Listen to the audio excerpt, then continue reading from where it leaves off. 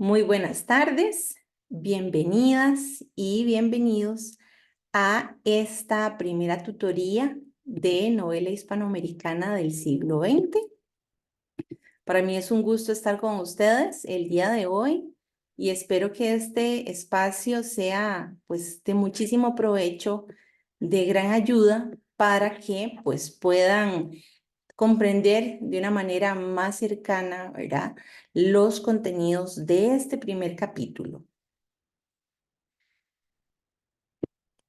Mi nombre es Wendy Prado, yo soy la tutora encargada de brindar esta primera tutoría sobre el capítulo 1 de la asignatura Novela Hispanoamericana del siglo XX.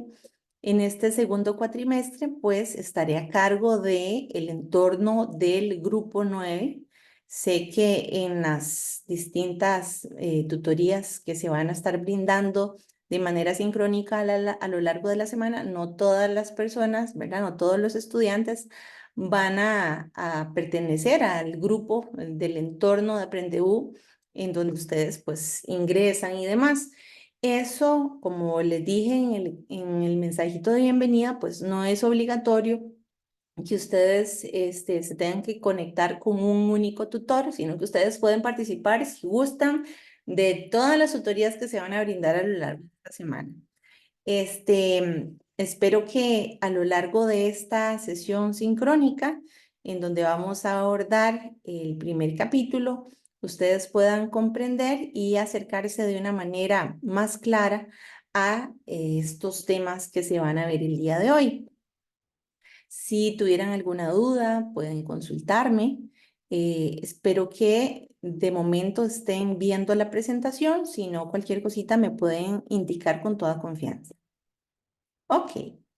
Bueno, para iniciar esta asignatura de novela hispanoamericana del siglo XX, es la asignatura que tiene el código 05413. Y requisito para aprobar el curso, una nota mínima de 7. Ese 7 en el promedio final equivale a un 70. Y vamos a contar con 3 instrumentos de evaluación. Se llaman proyectos, pero ustedes van a ir viendo que pues cada proyecto consiste en un trabajo en específico, puede ser desde un cuestionario, ¿verdad? Todo depende de la forma en la cual se les brinde esa evaluación. Entonces, consta de 3 proyectos. Un proyecto número 1 con un valor de 3.50. Ahí lo que se les va a evaluar es la lectura, el conocimiento, la comprensión y la aplicación teórica del capítulo número 1 de la unidad didáctica y de la antología. ¿Cuándo abre este proceso para que ustedes puedan ingresar y descargar el documento con el cual van a realizar pues su trabajo de responder lo que se les pregunta ahí? Abre el 3 de junio y cierra el 8 de junio. Es un plazo único, no se aceptan entregas extemporáneas, entonces eso para que lo tomen en cuenta y no vayan a, pues lamentablemente, a perder la asignatura por no presentar uno de los proyectos. Luego contamos con el proyecto número 2, que tiene un valor de 3, y ahí se va a evaluar el capítulo 2 de la unidad didáctica y de la antología. Y por supuesto, van a tener la posibilidad de ingresar y descargar el documento a partir del 1 de julio y tienen chance de entregar el proyecto número 2 hasta el 6 de julio. Luego viene el proyecto número 3, que sería el último que van a hacer ustedes como parte de las evaluaciones de este segundo cuatrimestre, que tiene un valor de 3.50 y ahí se van a evaluar los capítulos 3 y 4. Abre a partir del 5 de agosto y cierra el 10 de agosto. Vean ustedes que esta asignatura está hecha para que obligatoriamente se tengan que presentar los 3 proyectos. En caso de que no se presente alguno, ya sea el 1, el 2 o el 3, eso equivale automáticamente a la pérdida de la asignatura, porque de todas formas, si ustedes se dan cuenta con el valor que tiene cada uno de esos proyectos, no dan las matemáticas para que lleguen ni siquiera a 7, ¿verdad? Entonces, es importante y hago énfasis en que en la novela hispanoamericana del siglo XX no hay reposición, ¿ok? Que se fue la luz y perdí internet y ya no pude subirlo, que la computadora no funcionó. No, no hay reposición, ¿verdad? Entonces, vean que te cuentan ustedes con varios días para que ustedes puedan realizar ese trabajo y prever cualquier contratiempo que se les vaya a presentar, ¿verdad? Que si no sirve la computadora, bueno, hay otros medios, ¿verdad? En los centros universitarios hay disposición de computadoras, ¿verdad? Entonces, todos esos contratiempos es mejor evitarlos para que no se vayan a ver ustedes perjudicados. ¿Hay alguna duda hasta el momento?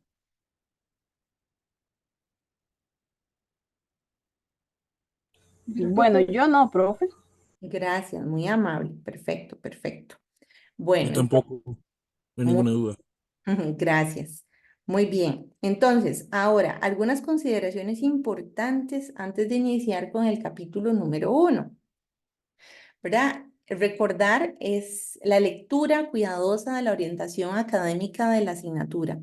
¿Ya ustedes lograron ingresar a Aprendeu y lograron descargar la orientación académica de la asignatura?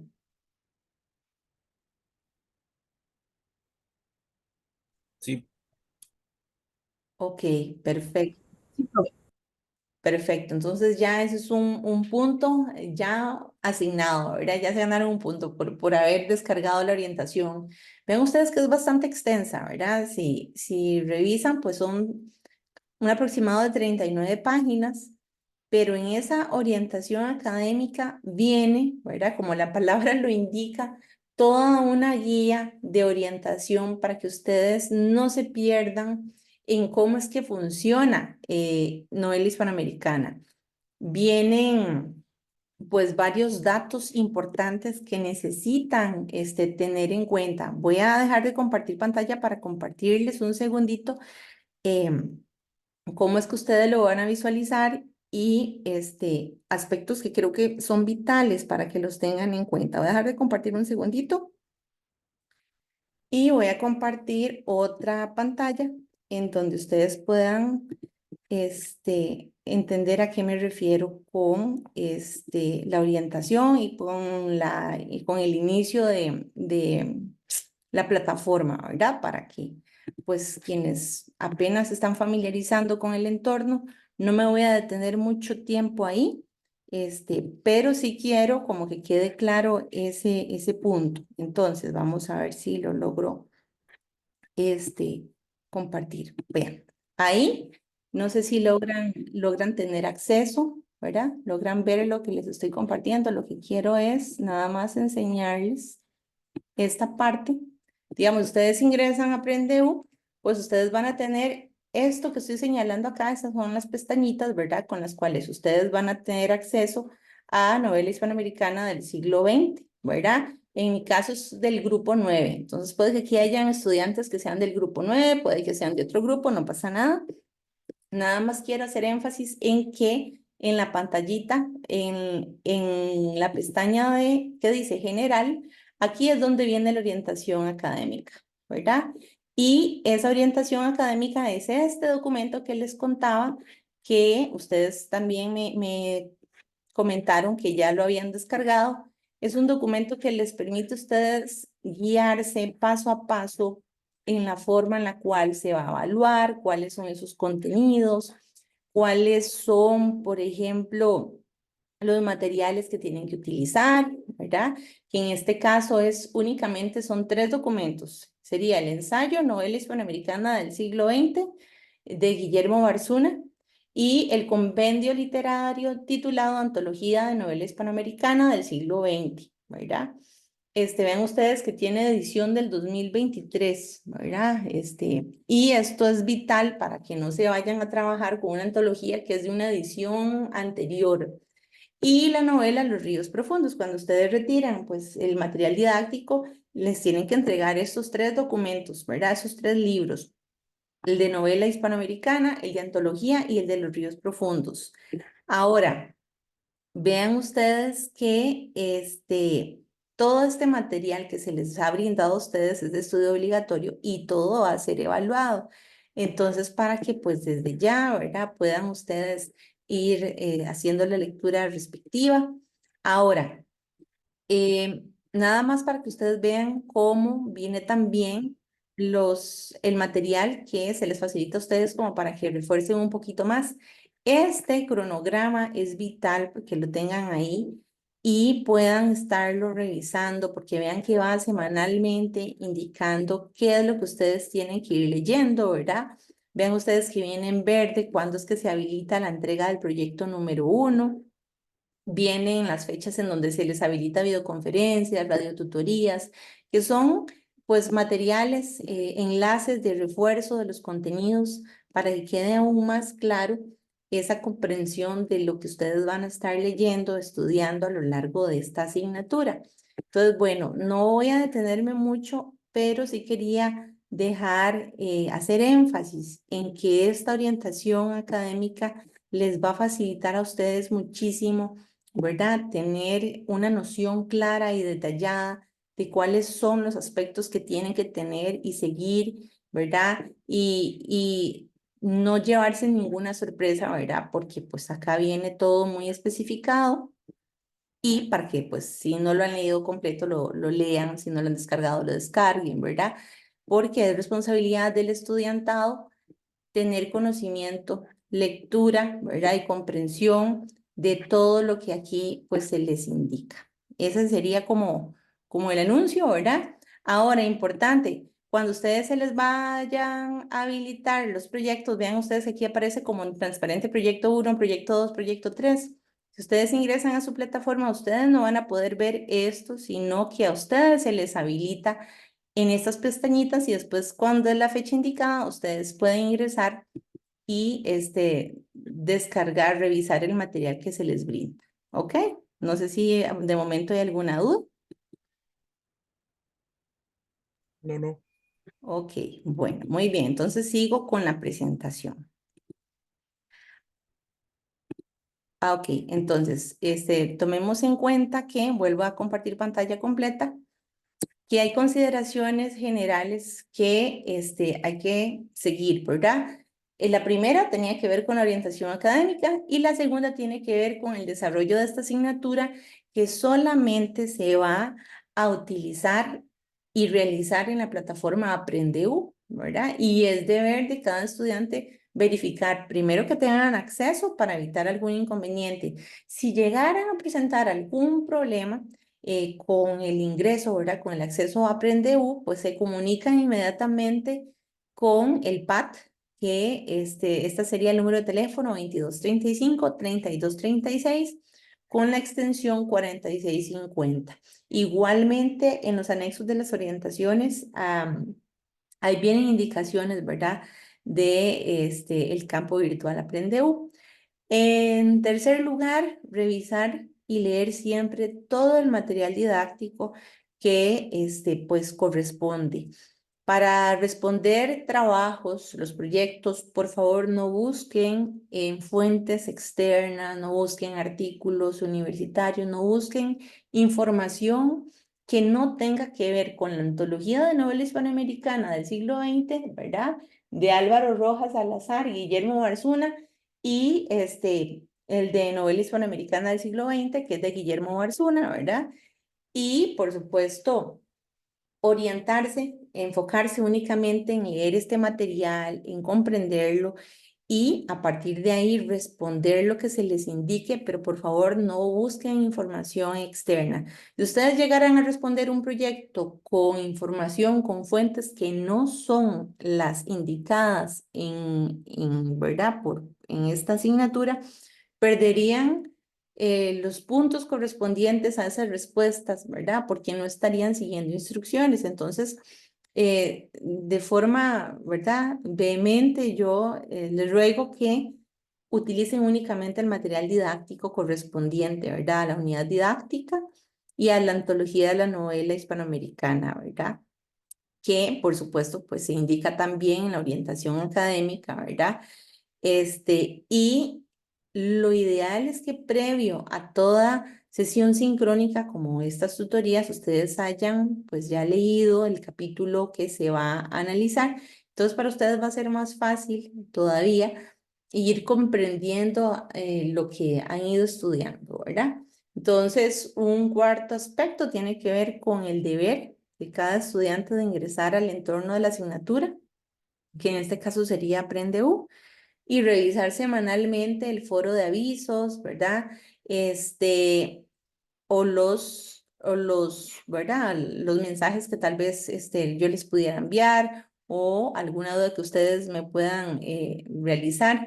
Recuerden que la atención de los correos internos, ¿verdad? Mediante AprendeU o los foros de duda son de carácter asincrónico, ¿verdad? Yo voy a estar atendiendo, como les dije en el mensaje de bienvenida, voy a estar atendiéndoles dudas y revisando aspectos que se necesiten ahí los lunes, los miércoles y los viernes. Y si ustedes me hicieran me plantean una duda, por ejemplo, un jueves, pues hasta el viernes será resuelta, ¿verdad? Si me escriben una duda un sábado, un domingo, pues hasta el lunes, ¿verdad? Van a tener la respuesta correspondiente. Entonces, eso para que lo tomen en cuenta, ¿verdad? A veces, mediante esta plataforma, ¿verdad? Que nos permite la virtualidad, a veces pues se nos va, que no es una atención sincrónica, ¿verdad? Salvo las tutorías que estamos teniendo en este momento, ¿verdad? Que son de carácter pues ya más interactivo, en donde ustedes tienen la posibilidad de preguntar, ¿verdad? En vivo y en directo, cualquier aspecto que necesiten, pues para salir de dudas, ¿verdad? Bueno. Otro, Profe, una pregunta. adelante. Profe, una pregunta. Ah, digo, ¿usted atiende esos días a qué horas o durante todo el día? A lo largo del día estoy revisando. No es como que haya un horario específico, sino que a lo largo del día, ¿verdad? De la mañana, ahí estoy ingresando de manera esporádica y estoy revisando si hay o no dudas y pues ahí les atiendo, ¿verdad? Pero sepan que sí, lo que sea que me escriban el lunes y los miércoles y los viernes va a estar resuelto, ¿verdad? Ok, muchas gracias. Con mucho gusto.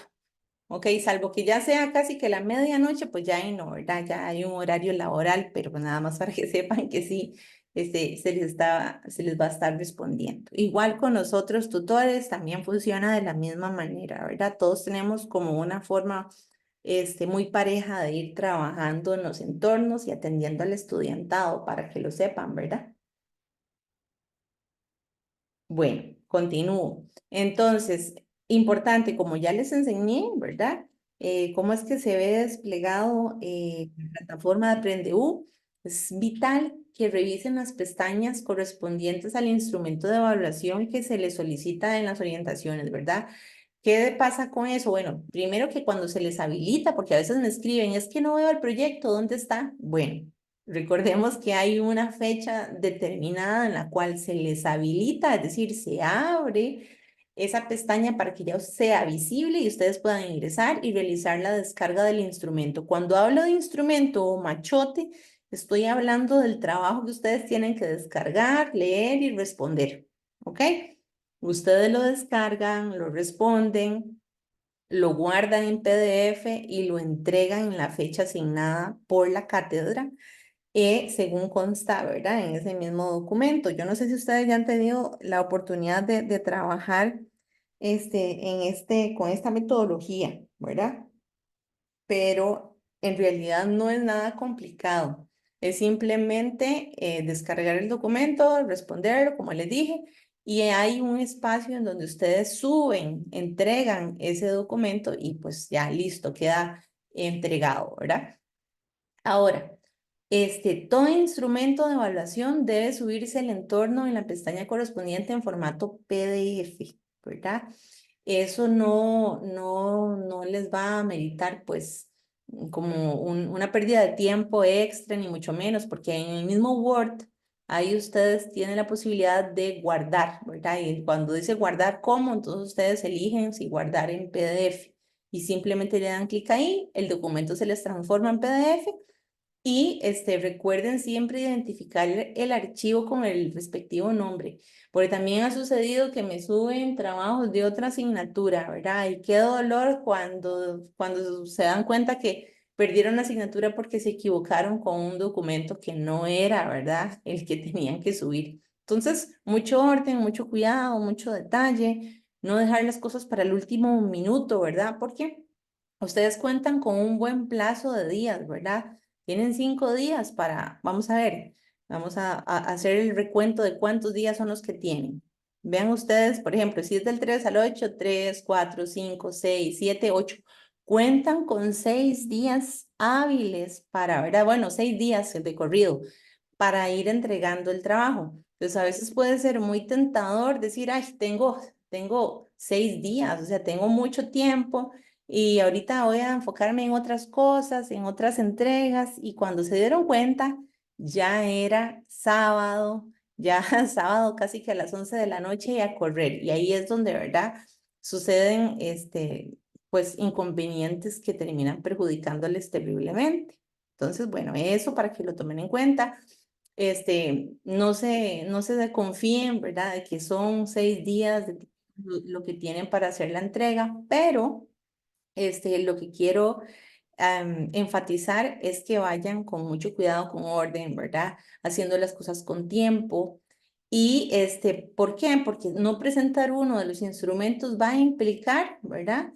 Prácticamente la pérdida de la asignatura. Como les comenté al inicio, ¿verdad? Con el valor que tiene cada proyecto, no hay forma en la cual uno diga, bueno, no importa, me fue de 90 o de 100 en los primeros dos, ya con eso paso. No, hay que presentar los 3 proyectos sí o sí para que les pueda dar el valor que necesitan, ¿verdad? Llegar a sobrepasar la nota mínima que es 7, que equivale a 70.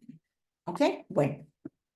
Luego, consideraciones importantes, ustedes que están ya a nivel universitario, ¿verdad? Mucho cuidado, mucha atención con el plagio, ¿verdad? Recordemos que el plagio consiste en insertar material ajeno y presentarlo como si fuera propio, ¿verdad?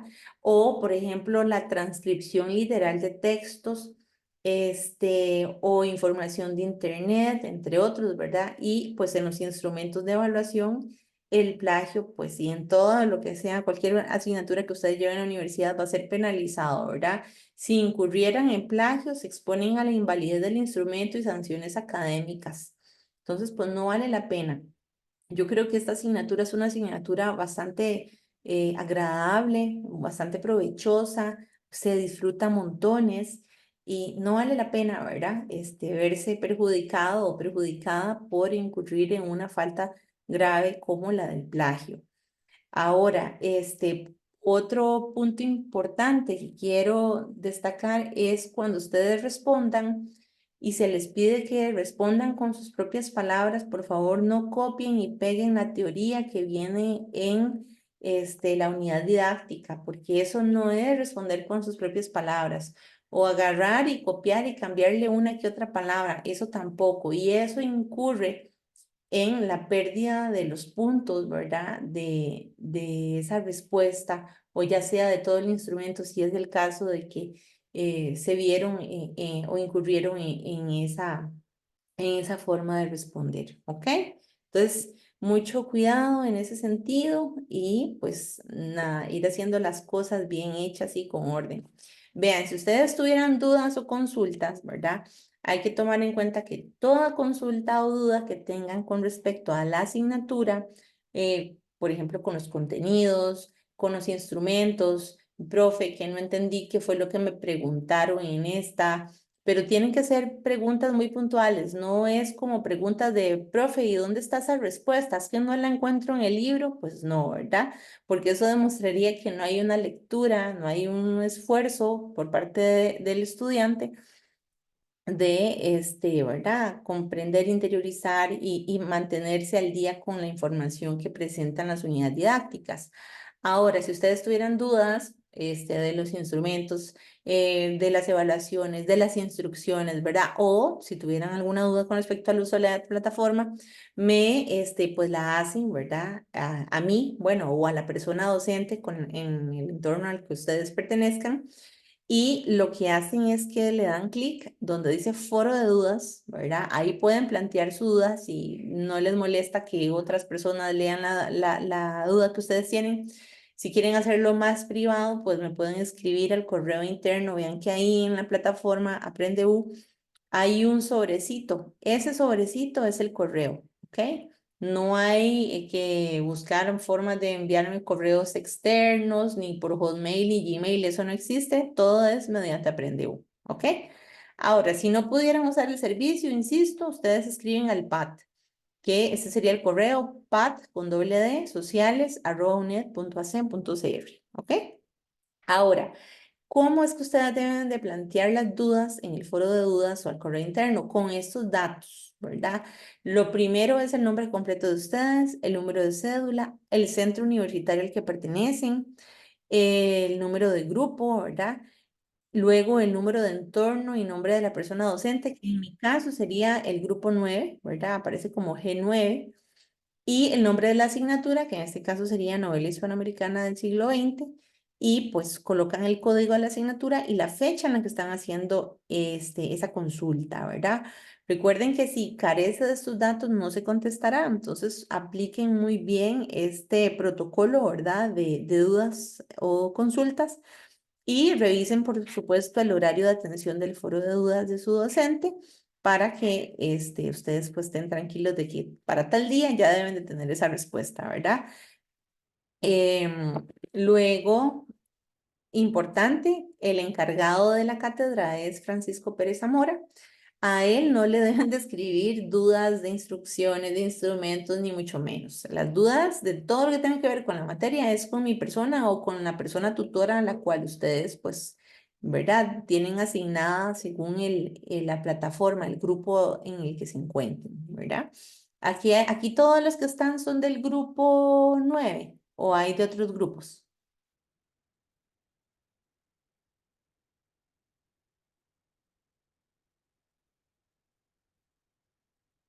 Bueno, entonces para recordarles, si tuvieran alguna duda, por ejemplo, el encargado de la cátedra va a ser Francisco Pérez Zamora y a él no le tienen que enviar ni copia de correo ni enviarle ninguna pregunta, salvo que al final, tengan alguna cuestión con algún resultado de apelaciones, ¿verdad? En subsidio, alguna omisión, algún registro equivocado de notas en el historial académico, pero eso tiene que ver ya como al final, cuando ustedes tienen el registro de la calificación y que, no tengan la calificación por alguna extraña razón, ¿verdad?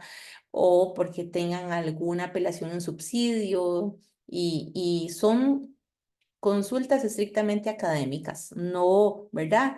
No de cuestiones de la materia, para que lo tomen en cuenta, ¿verdad? Bueno. De momento vamos con todas las dudas, sin dudas. Vamos aclarando todo el panorama de la asignatura. Sí, profe. Gracias, ok. Bueno, Todo claro, profe. gracias. Bueno, vean, hay un aviso importante sobre redes sociales. Yo sé que en la actualidad, pues hay muchos grupos de WhatsApp y grupos, ¿verdad? En Facebook, en fin, Telegram, todas las redes sociales que se nos puedan ocurrir, ¿verdad? Que existen. Yo sé que de alguna manera están hechas para como facilitar, ¿verdad? La comunicación, pero tengo que hacer un aviso importante y es una advertencia, ¿verdad? De que la información oficial de la asignatura solo la emite la Cátedra de Lengua y Literatura, ¿verdad? A través de los medios disponibles oficiales que aparecen en la orientación académica, ¿verdad? Y por esta razón, lo que sea que se genere en grupos de WhatsApp, grupos en redes sociales, nosotros como, ¿verdad? Como cátedra no nos vamos a hacer responsables de lo que sea publicado por otras vías o por otras personas que no sean convenidas por el cuerpo docente, ¿verdad? Hago énfasis en WhatsApp, que es como el donde se hacen grupos más frecuentemente, ¿verdad? U otras redes sociales. ¿Por qué? Porque estas no son instancias oficiales, porque se han dado para generar malos entendidos, ¿verdad? Sobre alguna duda de alguna pregunta de alguno de los proyectos y por allá alguien responde y da la respuesta, pero resulta que esa respuesta es errónea y se van, ¿verdad? O cualquier cantidad de trabajos con pues fallas severas, con pérdida de puntos seria, ¿verdad? Que termina perjudicándolos un montón. Entonces, si ustedes tienen una duda, aprovechen que tienen la facilidad de que yo o cualquier otro de los tutores a los que ustedes pues tienen acceso según el grupo en el que estén de la plataforma, les puedan responder. Entonces, es 1000 veces mejor que me pregunten directamente o a la persona tutora, ¿verdad? Porque lo que se presenta en redes sociales no es un medio de comunicación avalado por la cátedra y no nos hacemos responsables de lo que ahí se divulgue, ¿verdad? Eso simplemente para que estén al tanto y para que sepan que pues no lo avalamos, ¿ok? Bueno, entonces, ahora sí, vamos a iniciar con el capítulo número 1, que tiene por título la novela Creación de Mundos y Estrategias Narrativas.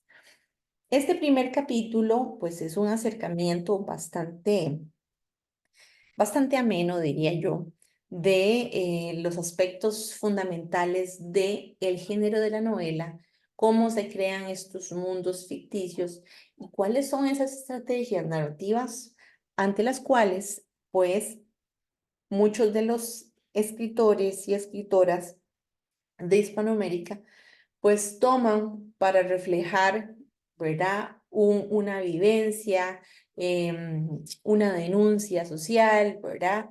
Una manera en la cual se plasma una identidad que en este caso pues nos convoca, ¿verdad? Como hispanohablantes. Entonces, hay objetivos generales y objetivos específicos de aprendizaje que son vitales para que comprendan hacia dónde se queremos llegar. En primer lugar, y como objetivo general, lo que se busca es identificar las cualidades, esas definiciones y esas características de la literatura, ¿verdad? ¿Qué es la literatura? ¿Cómo se podría definir lo que es la literatura? ¿Y cuáles son esas características que contiene eso que se denomina literatura? ¿Será que todo es literatura? ¿Será que hasta el anuncio que encontramos en la calle, el anuncio en el periódico, ¿verdad? Una receta de cocina, ¿será que eso también es literatura? Bueno, son esos cuestionamientos importantes que permiten dilucidar y delimitando un tema tan importante que nos convoca, porque vean ustedes que vamos a trabajar lo que es la novela, ¿verdad? Y la novela es pues un género literario que corresponde a la literatura, ¿verdad? Y también pues de la narrativa y en particular de la novela como un género literario y su desarrollo en Hispanoamérica durante el siglo XX, ¿verdad? Ven que cuando hablamos del siglo XX estamos haciendo referencia de 1900 al 2000, ¿verdad? Todos esos 100 años, ¿qué es lo que sucede? ¿Cómo es que se transforma esa forma de contar a nivel textual, ¿verdad? Ahora, como objetivos específicos, lo más importante acá es que ustedes puedan reconocer esos rasgos propios de la escritura literaria y cuáles son esas cualidades particulares que tiene la novela en Hispanoamérica, ¿verdad? Así como esas variaciones que va a tener a lo largo del tiempo, porque la novela hispanoamericana no va a ser la misma desde sus orígenes hasta finales del siglo XX. Entonces hay que tenerlo claro y entonces vamos a ir viendo cómo es que van presentando, ¿verdad? Distintos modelos estéticos, ¿verdad? Formas de narrar muchísimo más enriquecidas, ¿verdad? Y por supuesto, eso les va a permitir a ustedes, como un segundo objetivo específico, ir analizando esos elementos que utiliza el narrador, cómo se ve ese mundo mostrado en obras narrativas y cuál será esa relación que tiene con el contexto sociocultural, ¿verdad? Con esa realidad en la que se encuentra inmersa esa obra, porque ninguna obra es generación espontánea, ¿verdad? Cada obra, cada autor es hijo de su tiempo. Entonces hay que tenerlo muy claro para que ustedes puedan seguidamente, como un tercer objetivo específico, que puedan ir identificando esas características de otras estrategias discursivas, ¿verdad? Para presentar el mundo mostrado.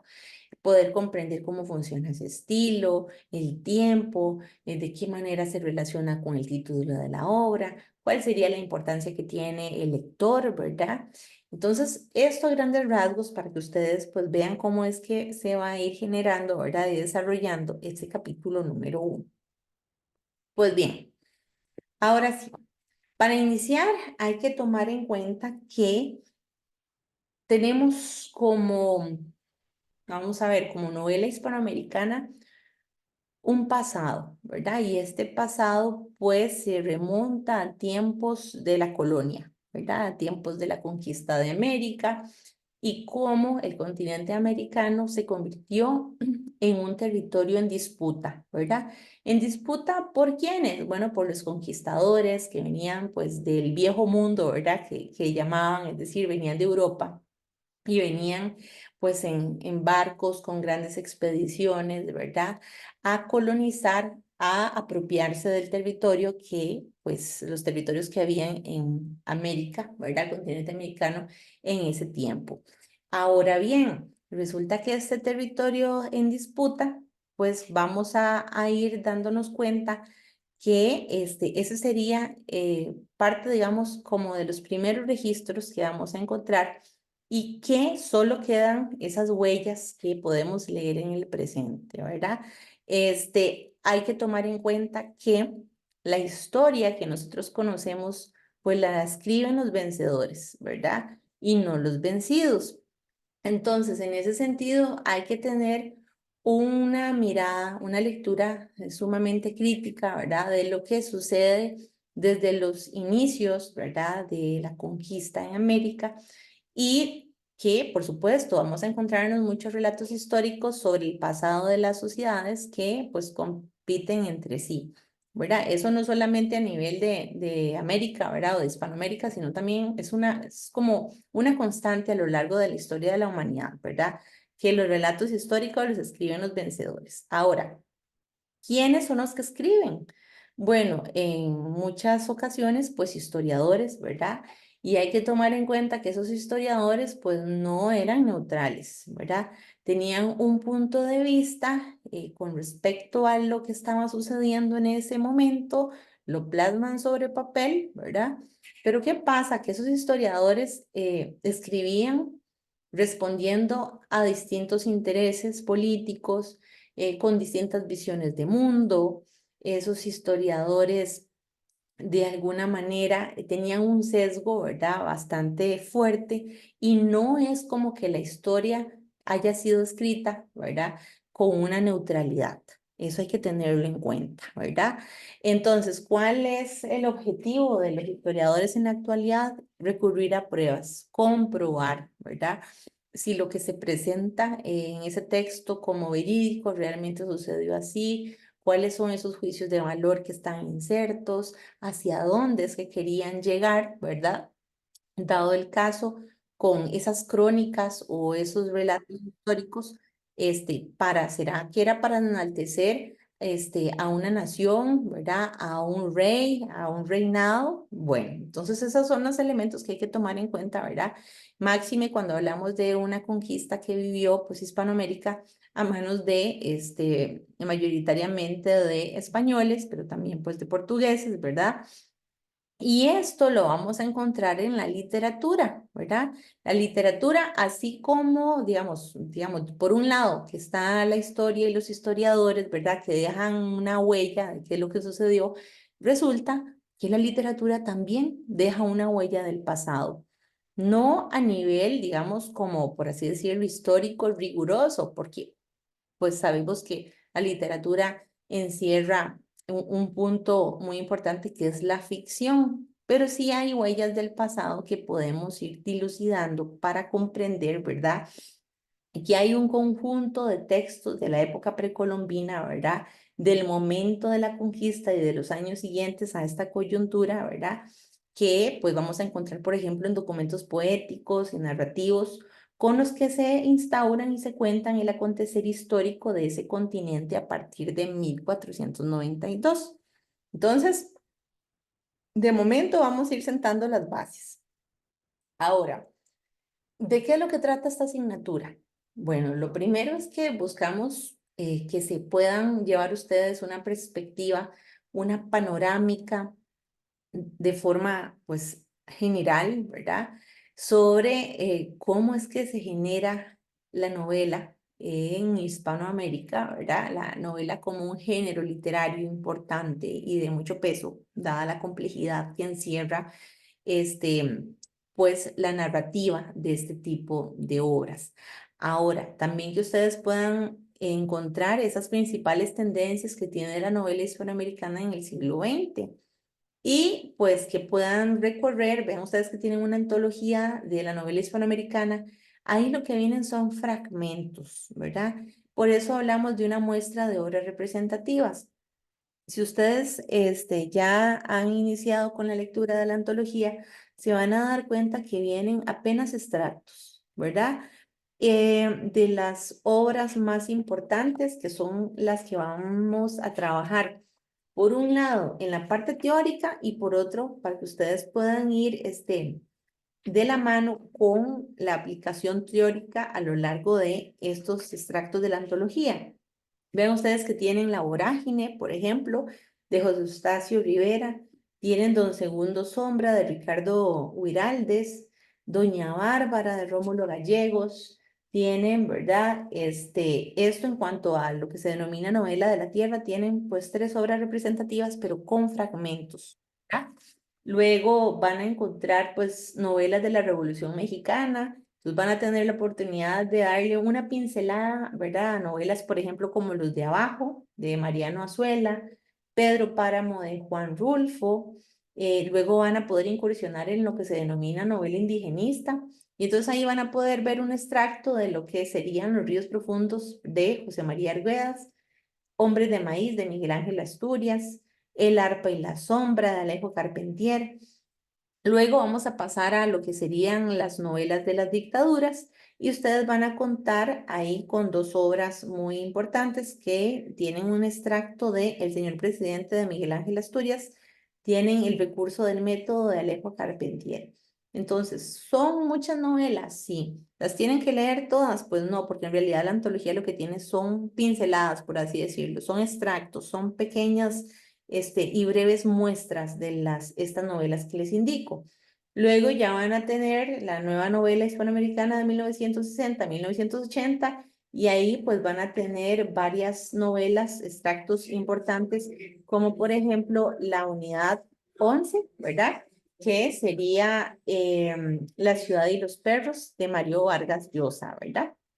Ahora también van a tener 100 años de soledad, que sería de Gabriel García Márquez, Rayuela de Julio Cortázar, La región más transparente de Carlos Fuentes, y vamos a cerrar esta antología con los nuevos desafíos de finales del siglo XX, en donde van a encontrar, por ejemplo, novelas como La montaña, es algo más que una inmensa estepa verde. Este es de Omar Cabezas, también Noticias del Imperio de Fernando del Paso, Margarita está linda la mar, de Sergio Ramírez, Pasado Perfecto, de Leonardo Padura, Los Detectives Salvajes, de Roberto Bolaño, La Mujer Habitada, de Yoconda Belli, y cerramos como agua para chocolate, de Laura Esquivel. Entonces, vayan haciendo una lectura, ¿verdad? De la primera parte de esta antología de la novela hispanoamericana para que puedan ir aplicando la teoría, ¿verdad?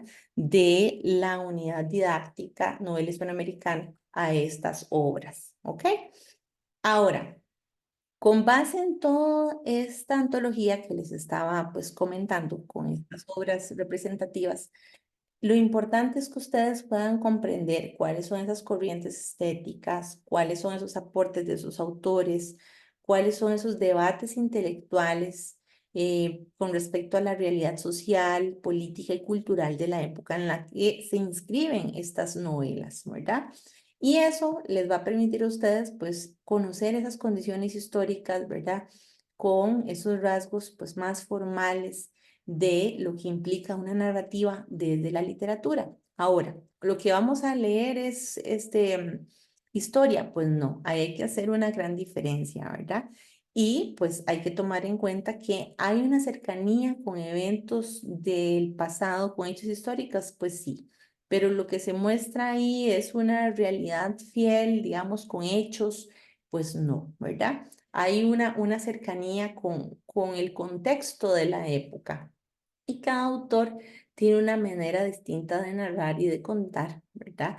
A través de la novela. Bueno, ahora. Aquí pues vamos a ir haciendo pues una defensa del libro y de la escritura, ¿verdad? Recordando que pues la literatura tiene su origen en la narración oral, ¿verdad? Y aquí les pongo como esta imagen, ¿verdad? De un narrador cautivando a pues a su público, contando historias, ¿verdad? Y pues deleitando con esa narración, ¿verdad? Que podríamos estar imaginando a quienes pues lo rodean. Bueno, de una manera similar podemos ubicarnos más en el pasado, ¿verdad? Siglos atrás, en donde no estaba la escritura todavía, pero sí existía el lenguaje y como tal pues iban desarrollando una manera más compleja en la que se iban desarrollando historias, leyendas, ¿verdad? Mitos, por ejemplo, y ahí es donde inicia pues la literatura, ¿verdad? Pero de una forma oral. Entonces, hay que tomar en cuenta, ¿verdad? Que pues el lenguaje es el artífice de el instrumento que nos permite ese contar historias. Y la función primordial mediante la cual pues surge era ese deleite, ese entretener, ¿verdad? Ese dejar memoria, ¿verdad?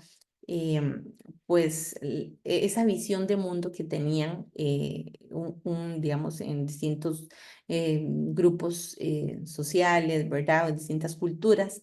Y lo vamos a encontrar precisamente mediante mitos. ¿Quién no ha escuchado, por ejemplo, el mito de la Llorona, la Cegua, el Cadejos, ¿verdad? Eso, perdón, leyendas como ¿verdad? La Cegua, el Cadejos, ¿verdad? La Llorona. Y mitos, ¿verdad? Y ahí podemos ver los más famosos, que en este caso, pues, serían como los mitos griegos, ¿verdad? Epopeyas, ¿verdad? Importante, como la Ilíada, cuentos desde que estamos pequeños, ¿verdad? Es la forma más primaria, por así decirlo, en la cual tenemos esos acercamientos a la literatura.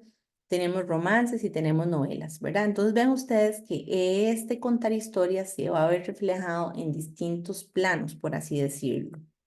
Ahora, resulta que la literatura va a tener de una manera muy directa un diálogo, ¿verdad? Con la historia y con la sociedad.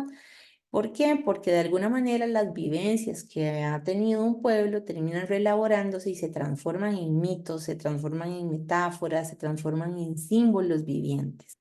Y por esa razón es que hay que tomar en cuenta que a la hora de hablar de literatura, ¿verdad? Hay que ver quién es el que cuenta, cómo cuenta esa historia, a quién cuenta esa narración, ¿verdad? Entre todo un montón de elementos. Y por supuesto hay que tomar en cuenta cuáles son esas técnicas de análisis del discurso narrativo. ¿Cómo es que se puede abordar una, una novela, por ejemplo, y en este caso, que es lo que pues nos convoca, ¿verdad? En esta asignatura.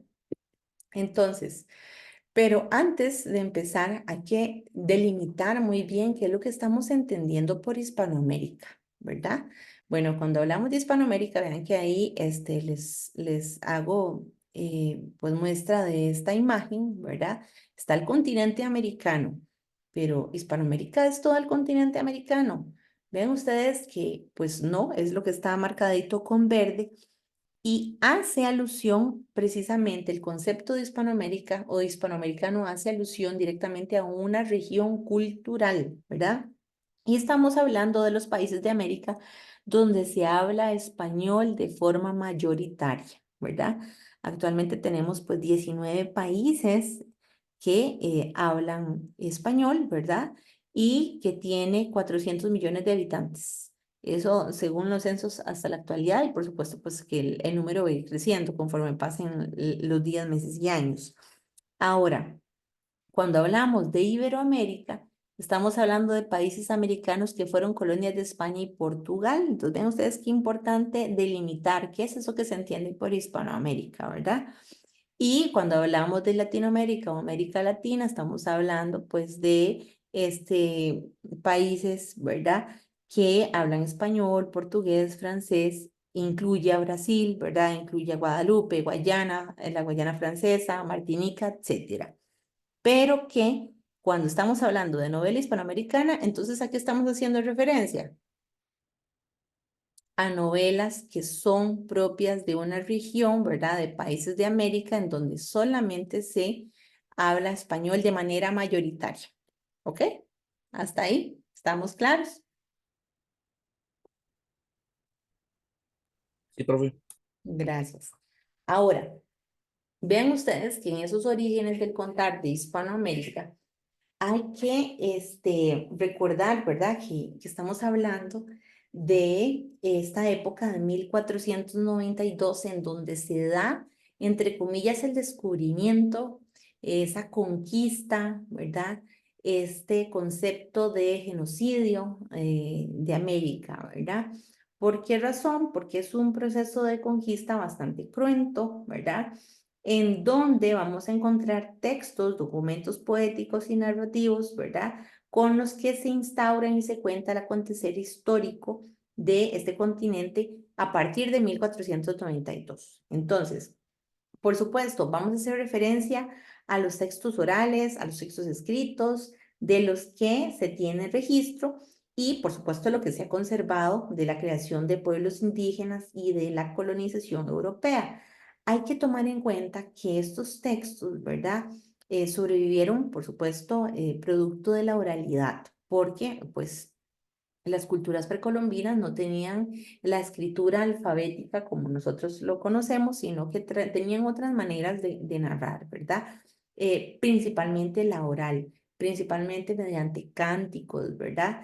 Sobre todo en mayas, aztecas e incas. Y pues, por supuesto, vamos a darnos cuenta que son textos de un intenso y desgarrador acento lírico en las creaciones de estas diversas etnias indígenas en donde se va a ir expresando esa mirada, ¿verdad? En relación con ese mundo ancestral y, por supuesto, la vivencia, el sentir frente a esa imposición cultural que, pues, vivieron, ¿verdad? Por parte de los españoles y cómo fueron, ¿verdad? De alguna manera obligados, ¿verdad? A ser llamados de forma errónea como indios. Entonces, hay que tomar en cuenta siempre lo de la literatura oral que les decía, ¿verdad? ¿Qué vamos a encontrar? Vamos a encontrar testimonios narrativos, vamos a encontrar también, pues, textos líricos extractos, porque quedan muy pocos, ¿verdad? Y leyendas. Y por supuesto que en muchas ocasiones fueron revisados esos documentos, en muchas ocasiones fueron censurados, fueron cambiados, fueron mal traducidos por los españoles. Entonces hubo un proceso de contaminación bastante fuerte de lo que eran estos textos precolombinos, pues sí, ¿verdad? Entonces aquí incursionamos en este imaginario histórico, ¿verdad? Y ahí pues les pongo una imagen de Tenochtitlán, esa mítica ciudad capital de los aztecas, que pues fue fundada sobre el lago Texcoco, ¿verdad? Y arriba viene pues la imagen de el águila sobre, ¿verdad?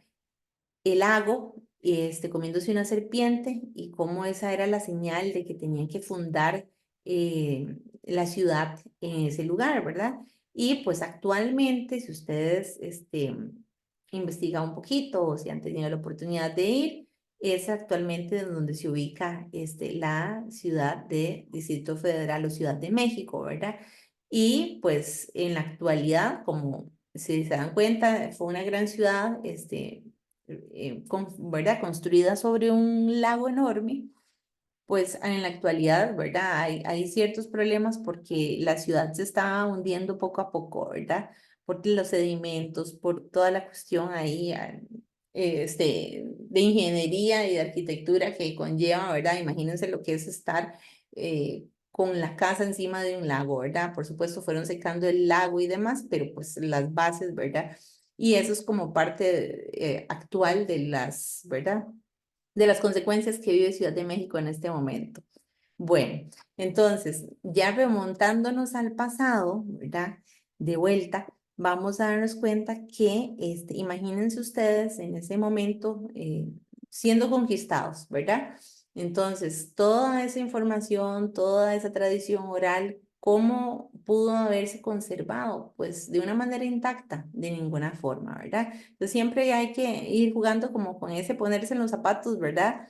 De las distintas etnias o culturas o pasado, ¿verdad? Como para ir comprendiendo un poquito más por qué es que se han pues manejado estas, ¿verdad? La literatura oral de la forma en la cual pues nos llega hasta la actualidad. Entonces, resulta que esa voz de los conquistadores españoles vamos a encontrarla mediante crónicas, ¿verdad? Que van a ser textos escritos, luego les voy a comentar un poquito más de eso, pero continuando con los orígenes de ese contar en Hispanoamérica, ¿cómo es que se origina la forma? Pues precisamente la vamos a encontrar en varios textos. Uno de ellos tiene que ver con el manuscrito, ¿verdad? Más antiguo que se conserva, que es el Popol Vuh y es pues bilingüe. Ustedes si tienen la posibilidad de consultar esta obra, la van a encontrar en quiché y en español. Luego tenemos el Chilam Balam, y tenemos poesía lírica azteca. Entonces, quiero leerles un extracto de el Popol Vuh para que ustedes pues tengan ese acercamiento, ¿verdad? A cómo es que se narraba ¿verdad? En la cultura precolombina. Dice así, esta es la relación de cómo todo estaba en suspenso, todo en calma, en silencio, todo inmóvil, callado y vacía la extensión del cielo. Esta es la primera relación, el primer discurso. No había todavía un hombre, ni un animal, pájaros, peces, cangrejos, árboles, piedras, cuevas, barrancas, hierbas ni bosques. Solo el cielo existía. No se manifestaba la faz de la tierra, solo estaban el mar en calma y el cielo en toda su extensión. No había nada junto que hiciera ruido, ni cosa alguna que se moviera, ni se agitara, ni hiciera ruido en el cielo. No había nada que estuviera en pie, solo el agua en reposo, el mar apacible, solo y tranquilo. No había nada dotado de existencia, solamente había inmovilidad y silencio en la oscuridad en la noche. Solo el creador, el formador, Tepeo, Gucumatz, los progenitores estaban en el agua rodeados de claridad. Estaban ocultos bajo plumas verdes y azules. Por eso se les llama Gucumatz. De grandes sabios, de grandes pensadores es su naturaleza.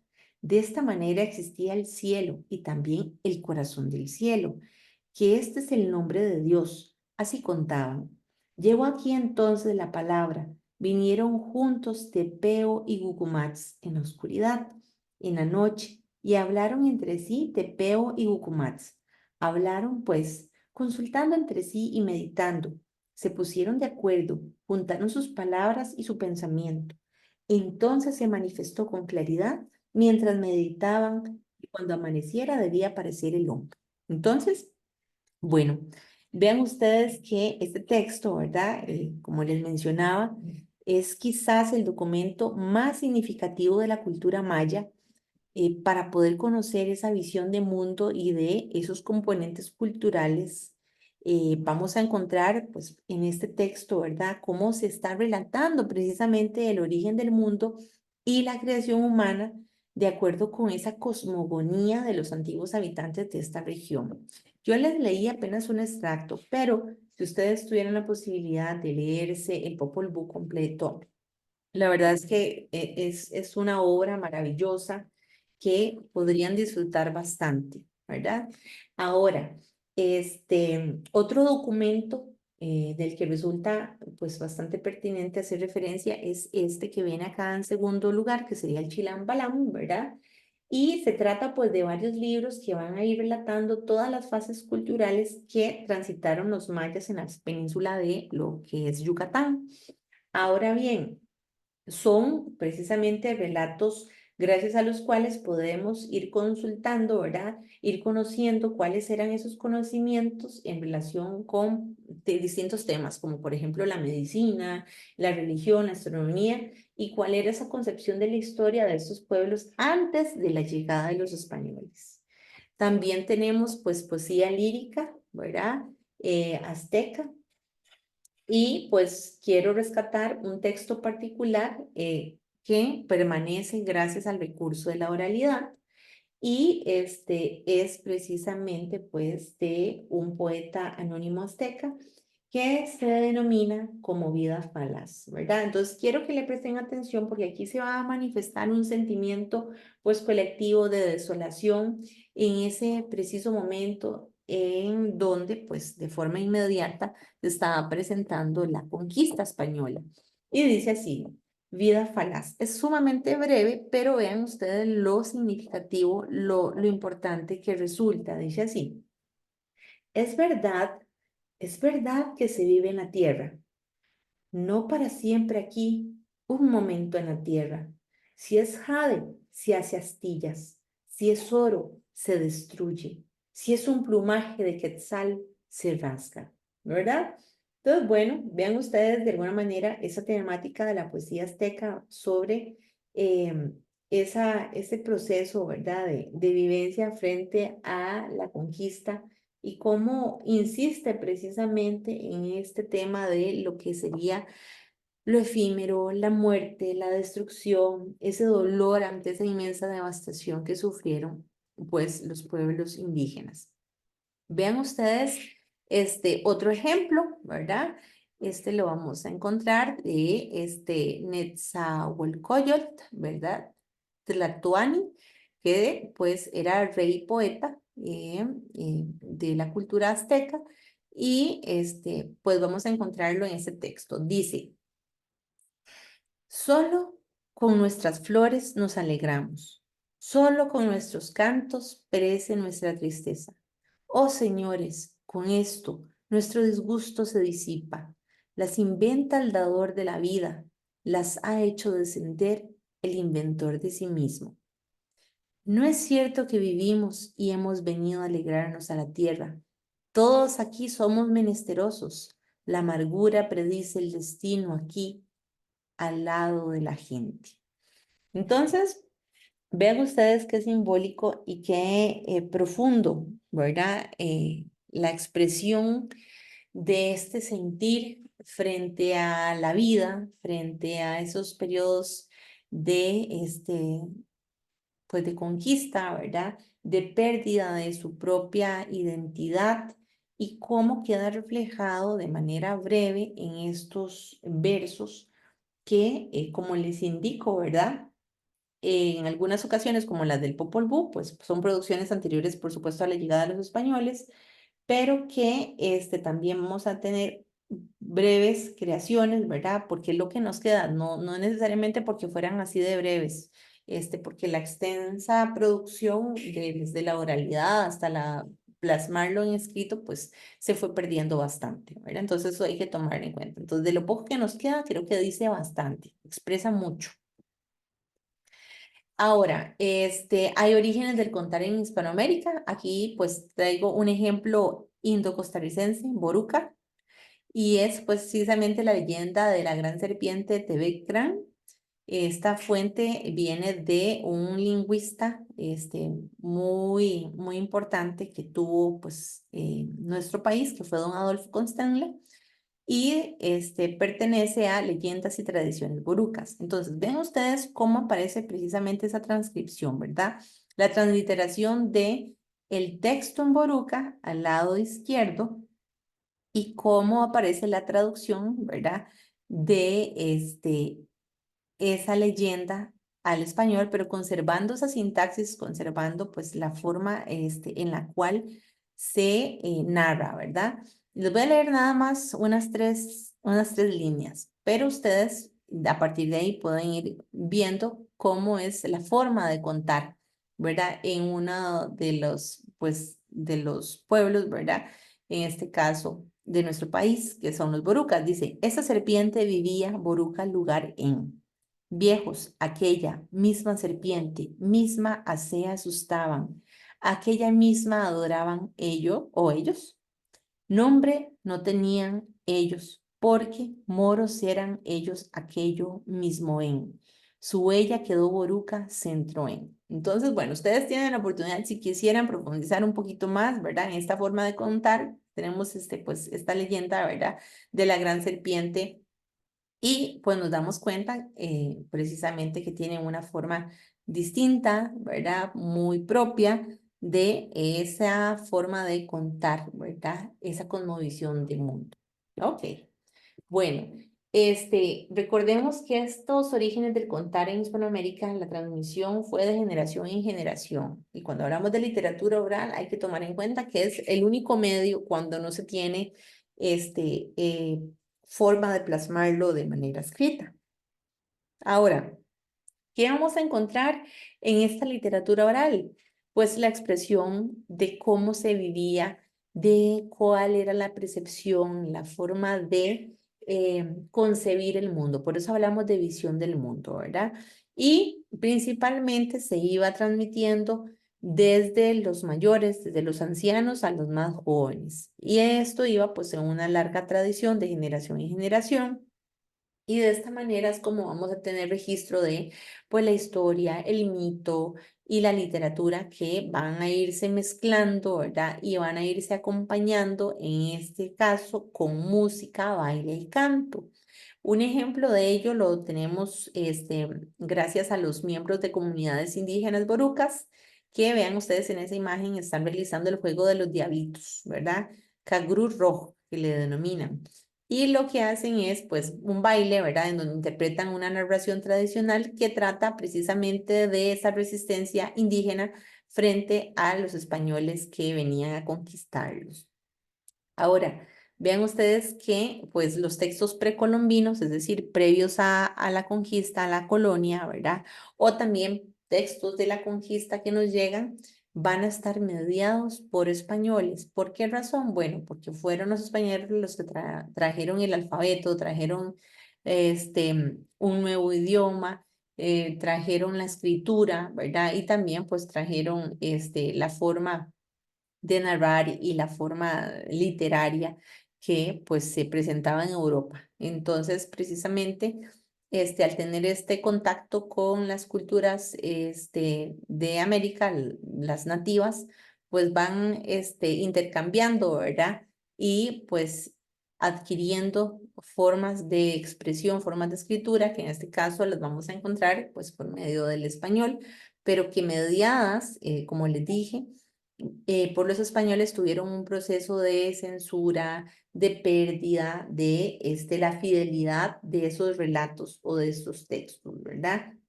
Entonces, recordemos que gracias a esta forma de contar mediante la literatura, nahuas, mayas, incas y otros grupos étnicos, ¿verdad? Lograron permanecer, no renunciaron a esas cualidades de la historia, de esos signos culturales de sus antepasados. Entonces, fue una manera de darle esa continuidad, de que perviviera a lo largo de las generaciones que pues han llegado hasta nosotros, ¿verdad? Bueno, vean ustedes que no hay que irse tantísimo, ¿verdad? A otros países como para buscar fuentes de cómo es la actualidad de las comunidades indígenas. En este caso, vean ustedes nuestra realidad en Costa Rica. Vean ustedes que pues contamos con varias comunidades indígenas en el país. Ven ustedes que vienen con los numeritos, ¿verdad? El número 1, ahí vamos a encontrar al pueblo Chorotega, en el 2, el pueblo de los Malecos, y ven ustedes la cantidad de habitantes con los que cuentan. Por ejemplo, el número 1, que sería la Reserva Indígena de Matambú, sería el pueblo Chorotega, cuenta con una población de 1,436 habitantes. Luego, en el punto 2, que es la Reserva Indígena de Guatús, ahí se ubica el pueblo Malecu y cuentan con 890 habitantes. Luego, en el tercer punto, vamos a encontrar en la Reserva Indígena Huetar de Quitirizí, el pueblo Huetar, y cuentan con 1,001 habitantes. Entonces vean ustedes, ¿verdad? La distribución etnográfica que vamos a encontrar en nuestro país con respecto a las comunidades indígenas y la forma en la cual pues van perviviendo, manteniendo, ¿verdad? Luchando por mantener sus tradiciones, su cultura y manteniendo pues precisamente este, esa riqueza que pues nos permite a nosotros pues comprender, ¿verdad? Y tener ese acercamiento a esos orígenes del contar que se van manteniendo hasta la actualidad, ¿verdad? Entonces, bueno, ahí les dejo esta información, es precisamente pues para que ustedes tengan acceso a cuál es la realidad de las comunidades indígenas en Costa Rica, ¿verdad? Y podríamos pensar de cómo fue en 1492, cómo pudo haber sido la cantidad de habitantes de esas comunidades, de los cabécares, los biribiris, los huetares, los chorotegas, ¿verdad? Cómo pudo haber sido la población de los borucas, de los noves, y compararlos, contrastarlos con la cantidad, ¿verdad? Poblacional en la que se encuentran el día de hoy.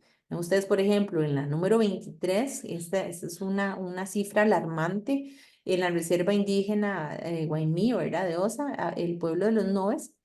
Ahí en esa reserva son apenas 150 habitantes, ¿verdad? Entonces, bueno, es parte como de la realidad, son hechos que permiten pues, ir comprendiendo de alguna forma cómo ese contar, ¿verdad?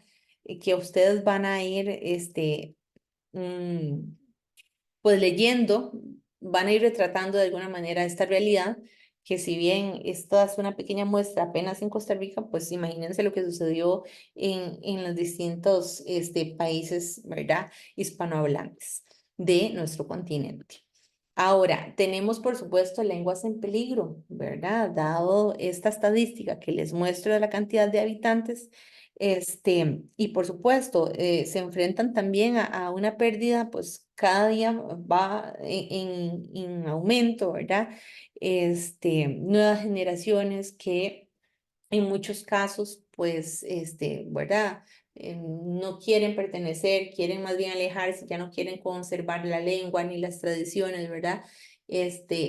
Precisamente porque enfrentan de alguna manera un sentido de exclusión social, ¿verdad? Entonces, eso es como parte de esos peligros que enfrentan las lenguas. En este caso, vamos a encontrar la lengua malecu, terra, oruca, cabeca, ribi, nove y criollo limonense. Entonces, precisamente para que ustedes, pues, tengan una noción más amplia, más allá de la literatura, pero que también van a darse cuenta que de alguna forma refleja una realidad, de esas consecuencias, ¿verdad? Que se vivieron y que de alguna manera, pues en la actualidad sigue repercutiendo. Ahora, hay maneras distintas de saludar, ¿verdad? Eso es como un dato curioso en distintas lenguas, ¿verdad?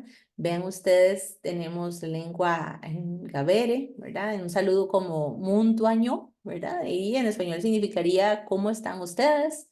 Del terraba, fai kok shorono ore, cómo les vino a ustedes su tiempo. Entonces, vean ustedes, no me voy a enfocar punto por punto, ¿verdad? Pero sí como una curiosidad en la cual cada cultura, cada lengua va precisamente a la hora de ver cómo se dice en español, darnos a entender la forma, la lógica, digamos, lingüística, la visión de mundo que tienen a la hora de saludar. ¿Cómo están ustedes? ¿Cómo les vino a ustedes su tiempo? En efecto, ¿están ustedes bien de salud? ¿Cómo están ustedes, verdad? ¿O cómo amanecieron ustedes? Bueno, en fin. Entonces, para que ustedes pues tengan ese acercamiento lingüístico a los distintos idiomas indígenas de Costa Rica. Ahora bien, pasado este aspecto, ¿verdad? Importante de realidad, vamos a pasar ahora a las crónicas coloniales y precisamente vamos a hacer énfasis en que los primeros textos se presentan, ¿verdad?, en lengua española. ¿Quiénes lo escribieron? Pues precisamente conquistadores y colonizadores. En este caso vamos a encontrar a un Cristóbal Colón, ¿verdad? Quien fue el primer europeo en describir con un sentido legendario esos territorios que fue encontrando, ¿verdad? Y él iba generando un diario de viaje. Y pues lo que hacía era enviar cartas a los reyes católicos en donde iba manifestando de una manera súper exagerada, cómo iba exaltando los nuevos descubrimientos, la maravillosa naturaleza, ¿verdad? Por supuesto, desde una visión pues muy idealizada y positiva también de los grupos indígenas. Y pues ese tipo de textos que vamos a encontrar mediante las cartas de Cristóbal Colón, vamos a ir encontrando que él manifiesta, ¿verdad? Este nuevo territorio, un nuevo continente como un paraíso terrestre y habla precisamente del fin del Oriente, ¿verdad? Entonces, hay que tomar en cuenta que esta perspectiva de maravilla, de lugar fantástico, es una perspectiva del colonizador, ¿verdad? Es la visión de los vencedores.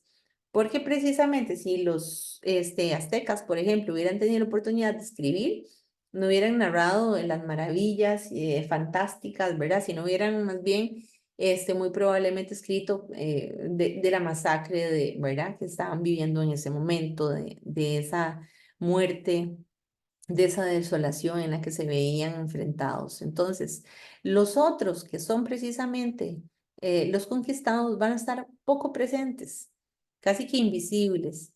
Y esta forma de contar por parte de los conquistadores va a estar llena de asombro ante la riqueza, ante la diversidad, de flora, de fauna, ¿verdad?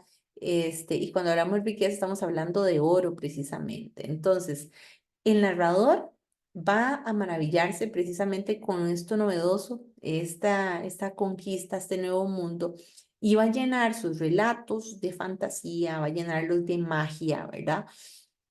Y precisamente vamos a encontrar en Cristóbal Colón, como les decía, vamos a encontrar también un Hernán Cortés que pues dejaba sus vivencias en las cartas de relación y la historia verdadera de la conquista de la Nueva España, ¿verdad? Esa es pues de verdad, el Díaz del Castillo, lo vamos a ir encontrando. Y otros textos, ¿verdad? Que lejos de plasmar la maravilla y lo fantástico y mágico de estos nuevos territorios, por otro lado, un fray Bartolomé de las Casas, se dedicó a narrar las injusticias cometidas por los conquistadores y eso lo van a encontrar en los textos, ustedes pudieran consultar, ¿verdad? De Fray Bartolomé de las Casas. Entonces, hay que tomar en cuenta, ¿verdad? Que de todo hay visiones, digamos, de lo sucedido por parte de los españoles, hay de una y otra lado, ¿verdad? Tanto positiva como negativa. Entonces, pues estas crónicas de las que yo les comunicaba, ¿verdad? Las que les comentaba anteriormente, es parte importante del gran corpus, ¿verdad? Que se va a presentar a los intereses de la corona española, ¿verdad? Y cómo se va a ir exaltando la figura del conquistador, ¿verdad? Precisamente se va a ir escribiendo la historia desde la visión de quiénes, pues de los vencedores. Entonces, se va a ir precisamente encontrando o reflejando en las crónicas cómo supuestamente es la historia verdadera. Pero ¿qué pasa? Que esta historia iba revestida, por supuesto, de un relato pues muy fantasioso, lleno de mitología y con un carácter así como de leyenda. Entonces, precisamente hay un gran asombro, vean ustedes esa ilustración de la ciudad legendaria de El Dorado, supuestamente hecha de oro y llena de riquezas. Entonces están los reyes españoles al otro lado del continente y le llegan con esos relatos de que el nuevo territorio conquistado está construido con oro y demás, entonces ustedes podrían ubicarse como en aquel momento de la época, ¿verdad? Y después pues ir comprendiendo un poquito, ¿verdad? El impacto que pudo haber generado ese tipo de relato maravilloso y fantasioso, ¿verdad? De que precisamente luego lo vamos a conocer, no dejen esto de lado porque precisamente este va a ser el antecedente de lo real maravilloso que vamos a encontrar, pues unos siglos después, precisamente en lo que sería el rango del siglo XX, ¿verdad? La novela hispanoamericana. Entonces, bueno, tomen eso en cuenta para pues ir avanzando. Entonces, aquí pues una imagen, ¿verdad? La pregunta que viene en el prólogo del Reino de este Mundo de Alejo Carpentier, que dice, ¿qué es la historia de América Latina sino una crónica de lo maravilloso en lo real? Tengan en cuenta esta cita, porque es precisamente una de las temáticas importantes que van a ir desarrollando a lo largo de la novela hispanoamericana del siglo XX. Ahora, ya tomando en cuenta cómo fue el origen del contar en Hispanoamérica, ¿verdad? Tomando en cuenta la literatura oral, luego la forma de contar de los vencedores sobre los vencidos, vamos a retomar un poquito esto de la escritura oral, ¿verdad? Entonces hay que tomar en cuenta, perdón, la de la escritura literaria. Ya aquí estamos en la parte escrita, ya cuando hay alfabeto y demás, vamos a encontrar precisamente poemas, cuentos, adivinanzas, vamos a encontrar exhortaciones, ¿verdad? Canciones, leyendas, dramas, comedias y novelas, que son pues precisamente las formas tradicionales, que como les dije, primero fueron orales y luego pasan a ser escritas. Ahora, ¿qué es lo que pasa con la literatura, tanto oral como escrita? Que van a ir representando imaginarios, visiones de mundo, esa forma de percibir, en esa percepción de la vida, ¿verdad? Tan particular dependiendo de cada cultura. Se parte del lenguaje cotidiano precisamente y se le van a ir dando nuevos significados, nueva forma en la que se expresa con muchísima más belleza. Hay una actitud de constante invención, es decir, una forma artística, creativa, en donde el lenguaje, si bien parte de lo cotidiano, ya termina alejándose muchísimo más para generar un mundo ficcional, ¿verdad? Con características estilísticas propias que luego vamos a ver. Y aquí, pues, un ejemplo de la escritura literaria, ¿verdad? Es este extractito de Las Mil y Una Noches. Dice, cuenta la leyenda de la princesa Sherazade ante el sultán Shahriar. Contaba una historia, ¿verdad? Contaba una historia cada noche para distraerlo y evitar que matara a más vírgenes. Así pasaron las mil y una noches y algunos de los cuentos más famosos son, por ejemplo, Sinbad el Marino, Aladino y la Lámpara Mágica, Ali Baba y los 40 ladrones, entre otros, ¿verdad? Esos textos, ustedes se dan cuenta de alguna u otra manera, pues ya los han conocido, ¿verdad? Han tenido acercamiento por fábulas, por cuentos, ¿verdad? Por películas, porque han sido base importante de la creación cinematográfica. Y precisamente estos cuentos de Las Mil y Una Noches se trata de una compilación medieval de cuentos de Oriente Medio que datan de hace más de 1000 años. Entonces, bueno, si ustedes tuvieran acceso a retomar, va a ser pues de gran disfrute, pero es precisamente para que vean ustedes cómo la literatura va a encerrar una infinidad, ¿verdad? De imaginarios, de visiones de mundo que parten precisamente de la literatura oral y que luego generan nuevos significados y se plasman hasta la fecha y perviven, permanecen, ¿verdad? Hasta la actualidad, llegan hasta nosotros, porque vean ustedes que, por ejemplo, Las Mil y Una Noches de hace más de 1000 años que llegue hasta nosotros, pues es realmente una maravilla. Otro tipo de literatura escrita la vamos a encontrar en poemas, ¿verdad? Y en este caso tenemos, por ejemplo, este poema de Gustavo Adolfo Bécquer, un poeta español, y dice así. Vean ustedes, lo voy a leer, pero quiero que le presten atención a la forma en la cual el lenguaje, si bien utiliza las mismas palabras que utilizamos, podemos utilizar a la hora de comunicarnos en la vida cotidiana, se aleja, parte, cambia, ¿verdad? Dice, saeta que voladora cruza, arrojada al azar, y que no se sabe dónde temblando se clavará. Hoja que del árbol seca arrebata el vendaval, sin que nadie acierte el surco donde al polvo volverá. Gigante ola que el viento riza y empuja en el mar, y rueda y pasa, y se ignora qué playa buscando va. Luz que en cercos temblorosos brilla, próxima a expirar, y que no se sabe de ellos cuál el último será. Eso soy yo, que al acaso cruzo del mundo sin pensar de dónde vengo ni a dónde mis pasos me llevarán.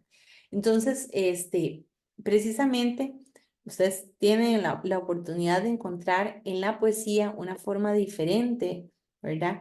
De la expresión literaria.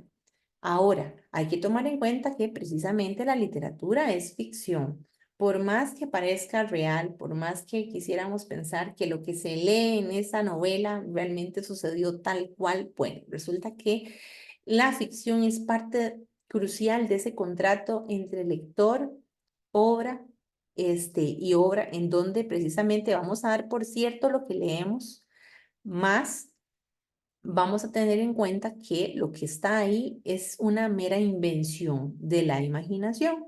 Ahora, vean ustedes que hay precisamente representación de un fragmento de nuestra realidad descrita de forma creativa. Lo que pareciera que es real o histórico es apenas un fragmento, una pincelada que se expresa en la literatura. Y precisamente esta expresión particular que vamos a encontrar en la literatura va a ser parte de una visión de mundo, ¿verdad? De ese escritor. Ahora, esa ficción, ¿verdad? No quiere decir que se vuelva absurdo lo que vamos a leer, todo lo contrario.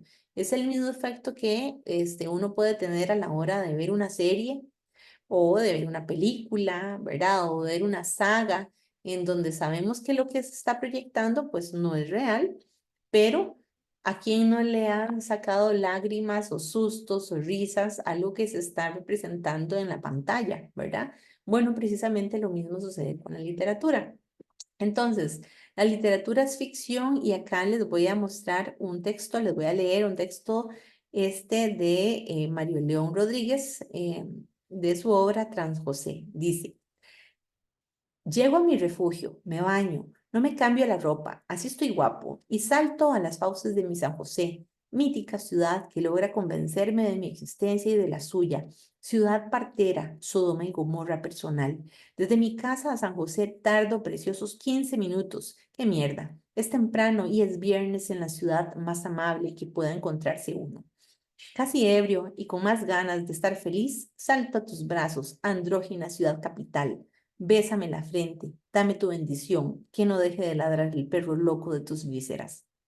Entonces, tiene relación con un lugar referencial de nuestra cotidianidad, de nuestro conocimiento. Pues sí, estamos hablando de una ciudad como la de San José, en nuestro país.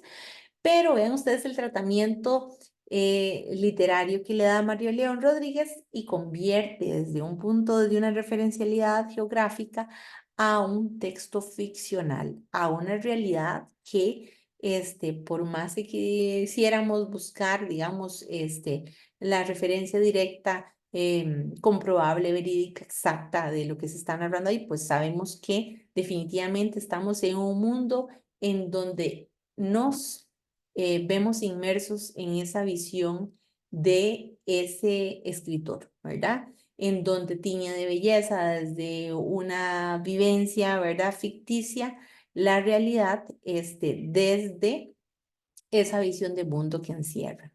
Muy bien. Ahora, teniendo en cuenta que la literatura es ficción, ahora,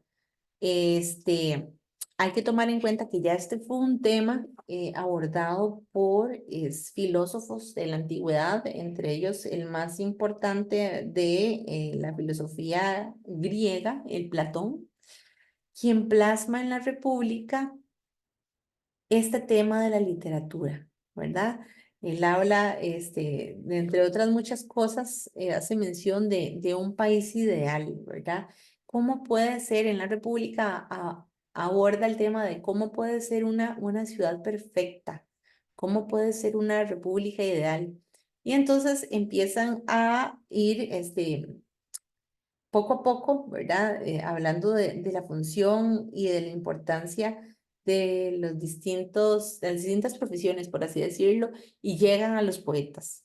Entonces deciden al final que los poetas, escritores, ¿verdad? Como lo podríamos llamar en la actualidad, quedarían completamente fuera de esa república, que no le haría ningún bien, ¿verdad? Según Platón, a esa sociedad, precisamente porque lo que escribe es ficción. Y resulta que para Platón, ¿verdad? La ficción es una mera imitación de la realidad y que los poetas lo que hacen es engañar y que no se le puede leer a cualquiera, ¿verdad? Porque precisamente se convierten en falsificadores de la realidad. Entonces, bueno, aquí está siendo pues bastante, digamos que riguroso en esa expulsión de los poetas o de los escritores de la República, pero hay que tomar en cuenta que la literatura a los ojos de Platón era una literatura peligrosa, ¿verdad? Porque podía crear una forma de pensar, una forma de concebir la vida, el mundo, que tal vez no fuera tan conveniente para eh, pues las reglas, ¿verdad? Que quería establecer en su república. Entonces, bueno, eso es como parte, digamos, de una temática que ya se venía abordando y vean que es del siglo V antes de Cristo. Entonces, esto para tomar en cuenta que no es un tema, por así decirlo, novedoso, sino que lleva ya siglos en discusión. ¿Por qué?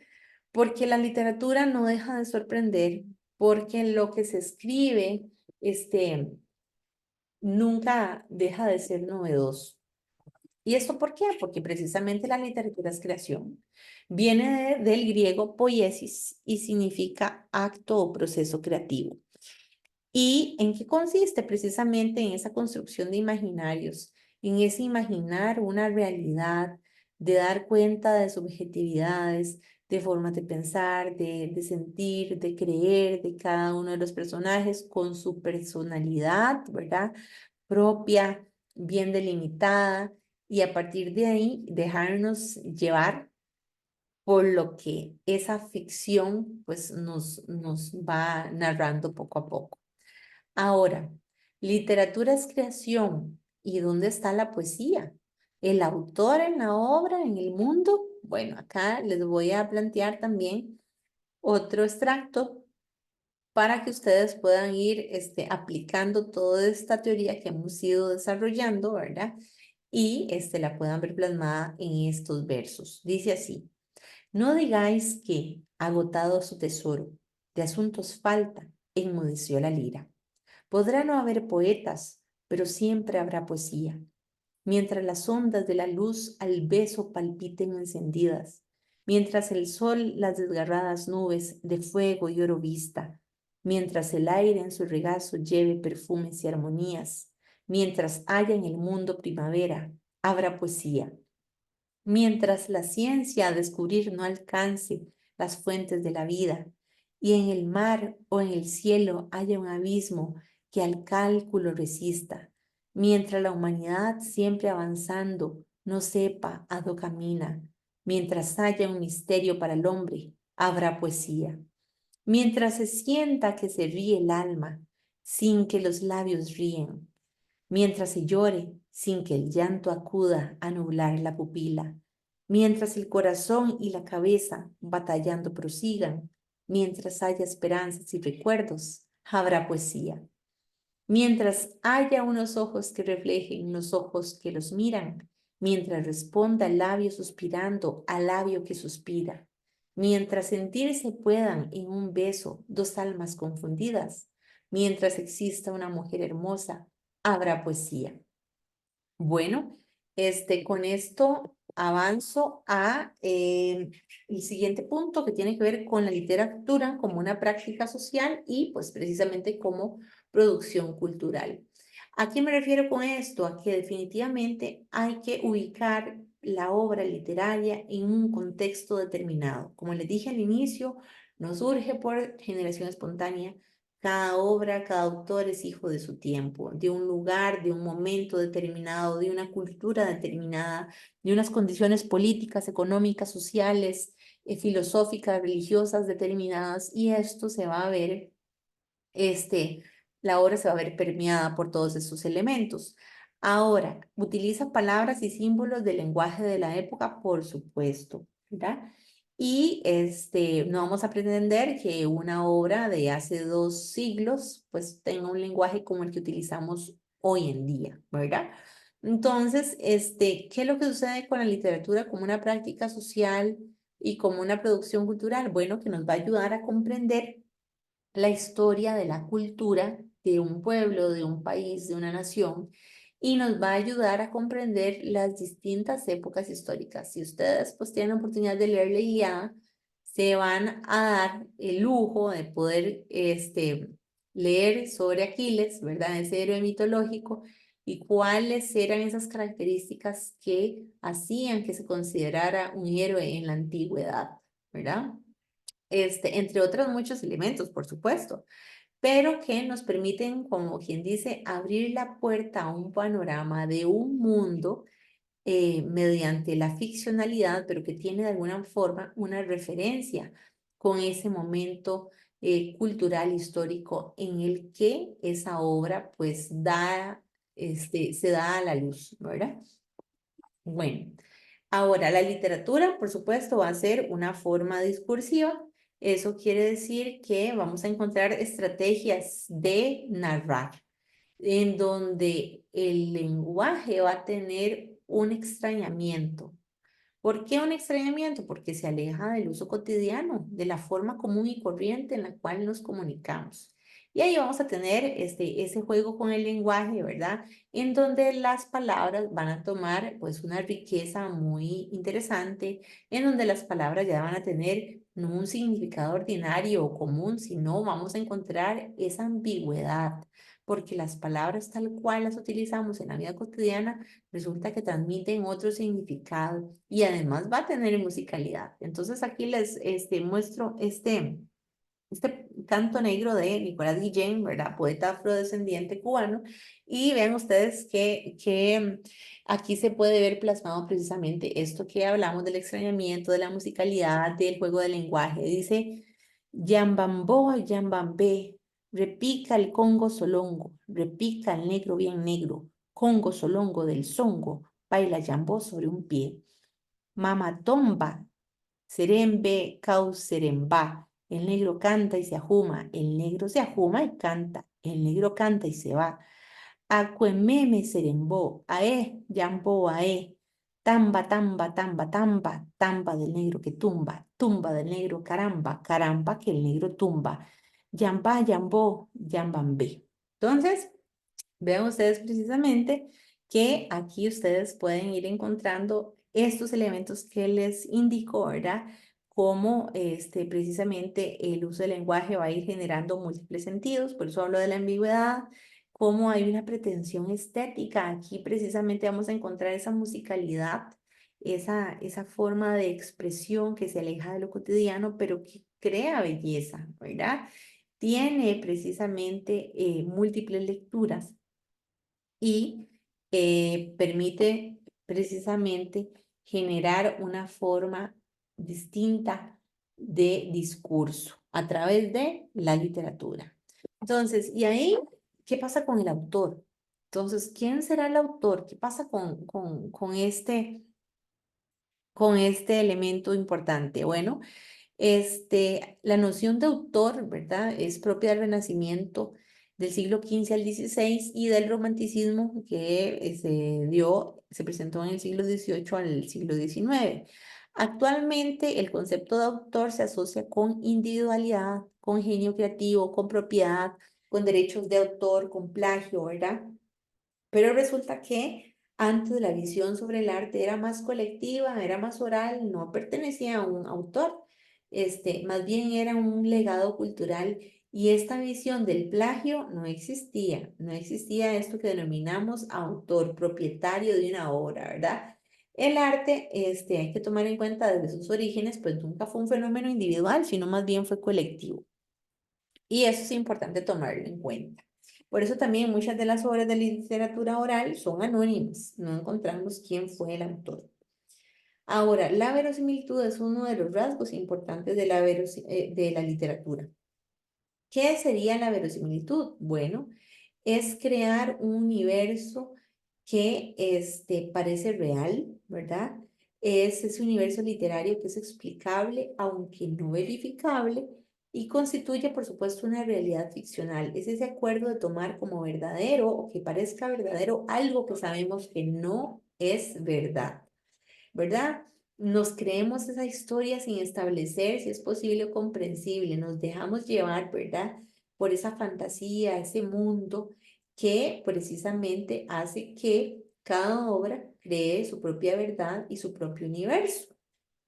Ahora, hay otro elemento importante que es la intertextualidad y es precisamente cómo los textos dialogan siempre con otros textos, ¿verdad? Ningún texto está aislado del mundo ni de otras obras, sino que hay una compleja red de relaciones intertextuales. Vean esta obra que se denomina, esta pintura que se denomina El Jardín de las Delicias del Bosco, ¿verdad? Aquí hay una intertextualidad con, pues, desde su nombre, ¿verdad? El jardín, ahí tiene que ver con el jardín del Edén y cómo surge el ser humano desde un inicio, luego sucumbe al pecado, surgen los 7 pecados capitales y culmina con el infierno, ¿verdad? Entonces son como 3 etapas importantes que precisamente dialogan con un texto bíblico, tal cual ustedes pues han tenido pues también un conocimiento.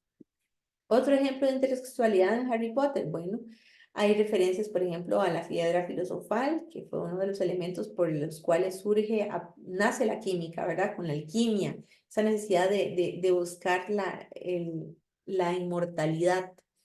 Elementos como criaturas mágicas que no son originales de Harry Potter, sino que ya aparecen en la mitología de otras culturas, dragones, el ave fénix, el basilisco, ¿verdad? Esa idea de los magos, de los hechiceros, pues ya lo encontramos en Merlín, ¿verdad? Que es parte de la tradición del mito del rey Arturo y los caballeros de la mesa redonda, que son propios de tradiciones medievales, ¿verdad? De castillos, de magos, etcétera.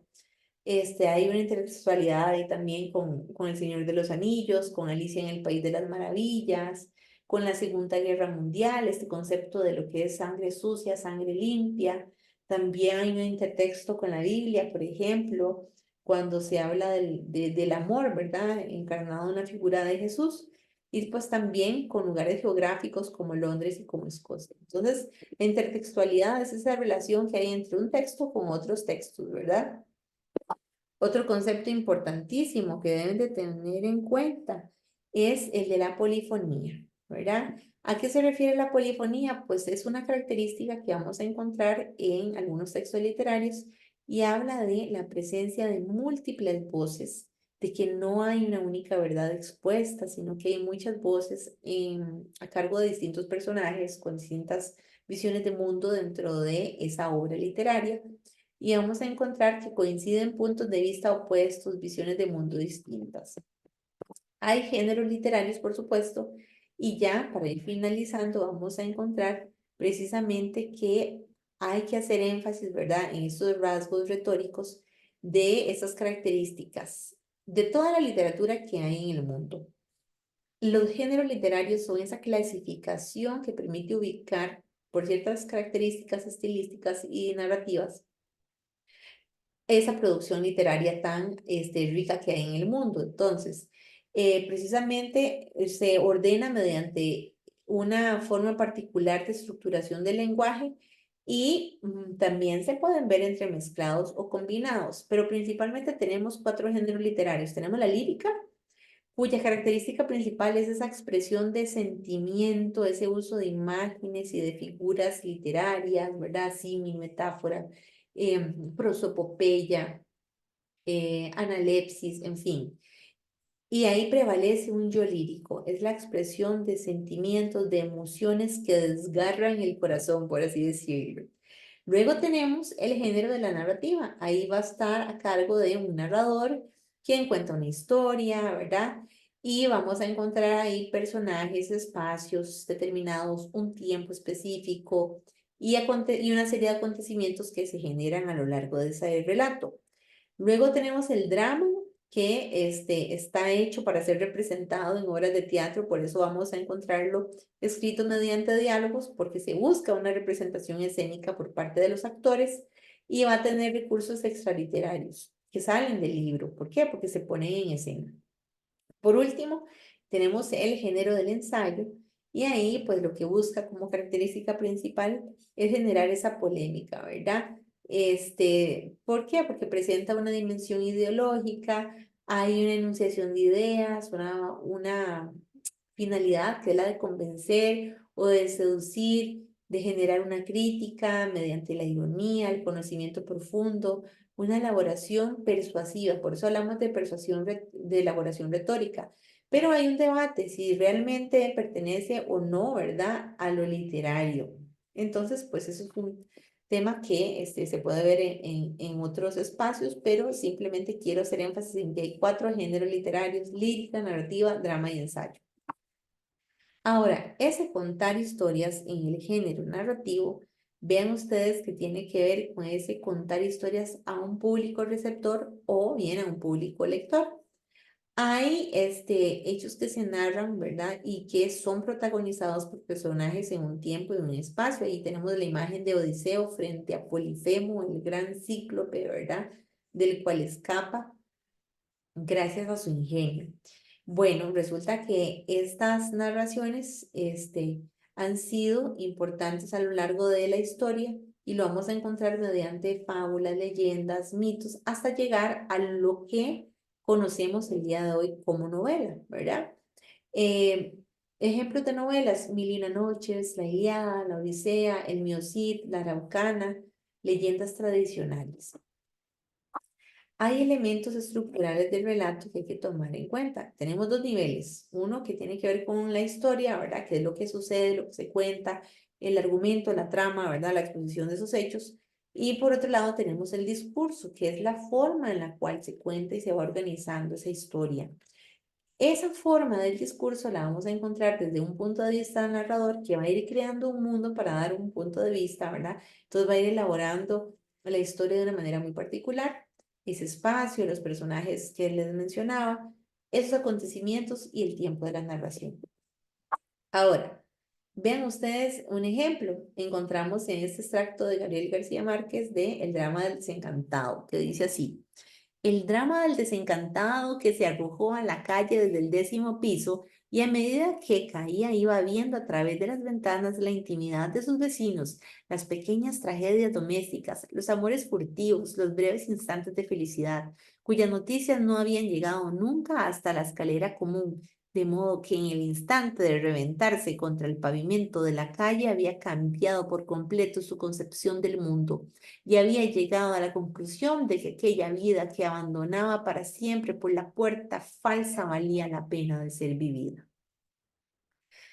Y para ir terminando, precisamente el narrador, en este caso, es quien va a contar la historia, va a tener una pretensión subjetiva, objetiva, una mezcla de ambas, va a ser el sujeto de la enunciación, va a tener distintos grados y posibilidades al contar la historia y, por supuesto, un punto de vista de cercanía o distancia con lo narrado, ya sea porque lo narra en primera persona desde un yo o de una tercera persona, ¿verdad? Desde un narrador omnisciente, desde el cual se va a ir configurando todos los hechos que se van narrando.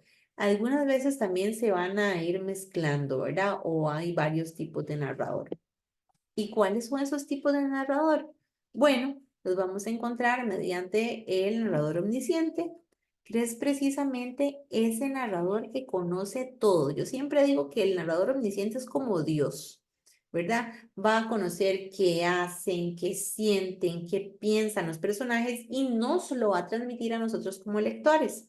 Pueden presentar distintas focalizaciones, ¿verdad? En este caso el de la tercera persona, es cuando hablamos como él, ella, ¿verdad?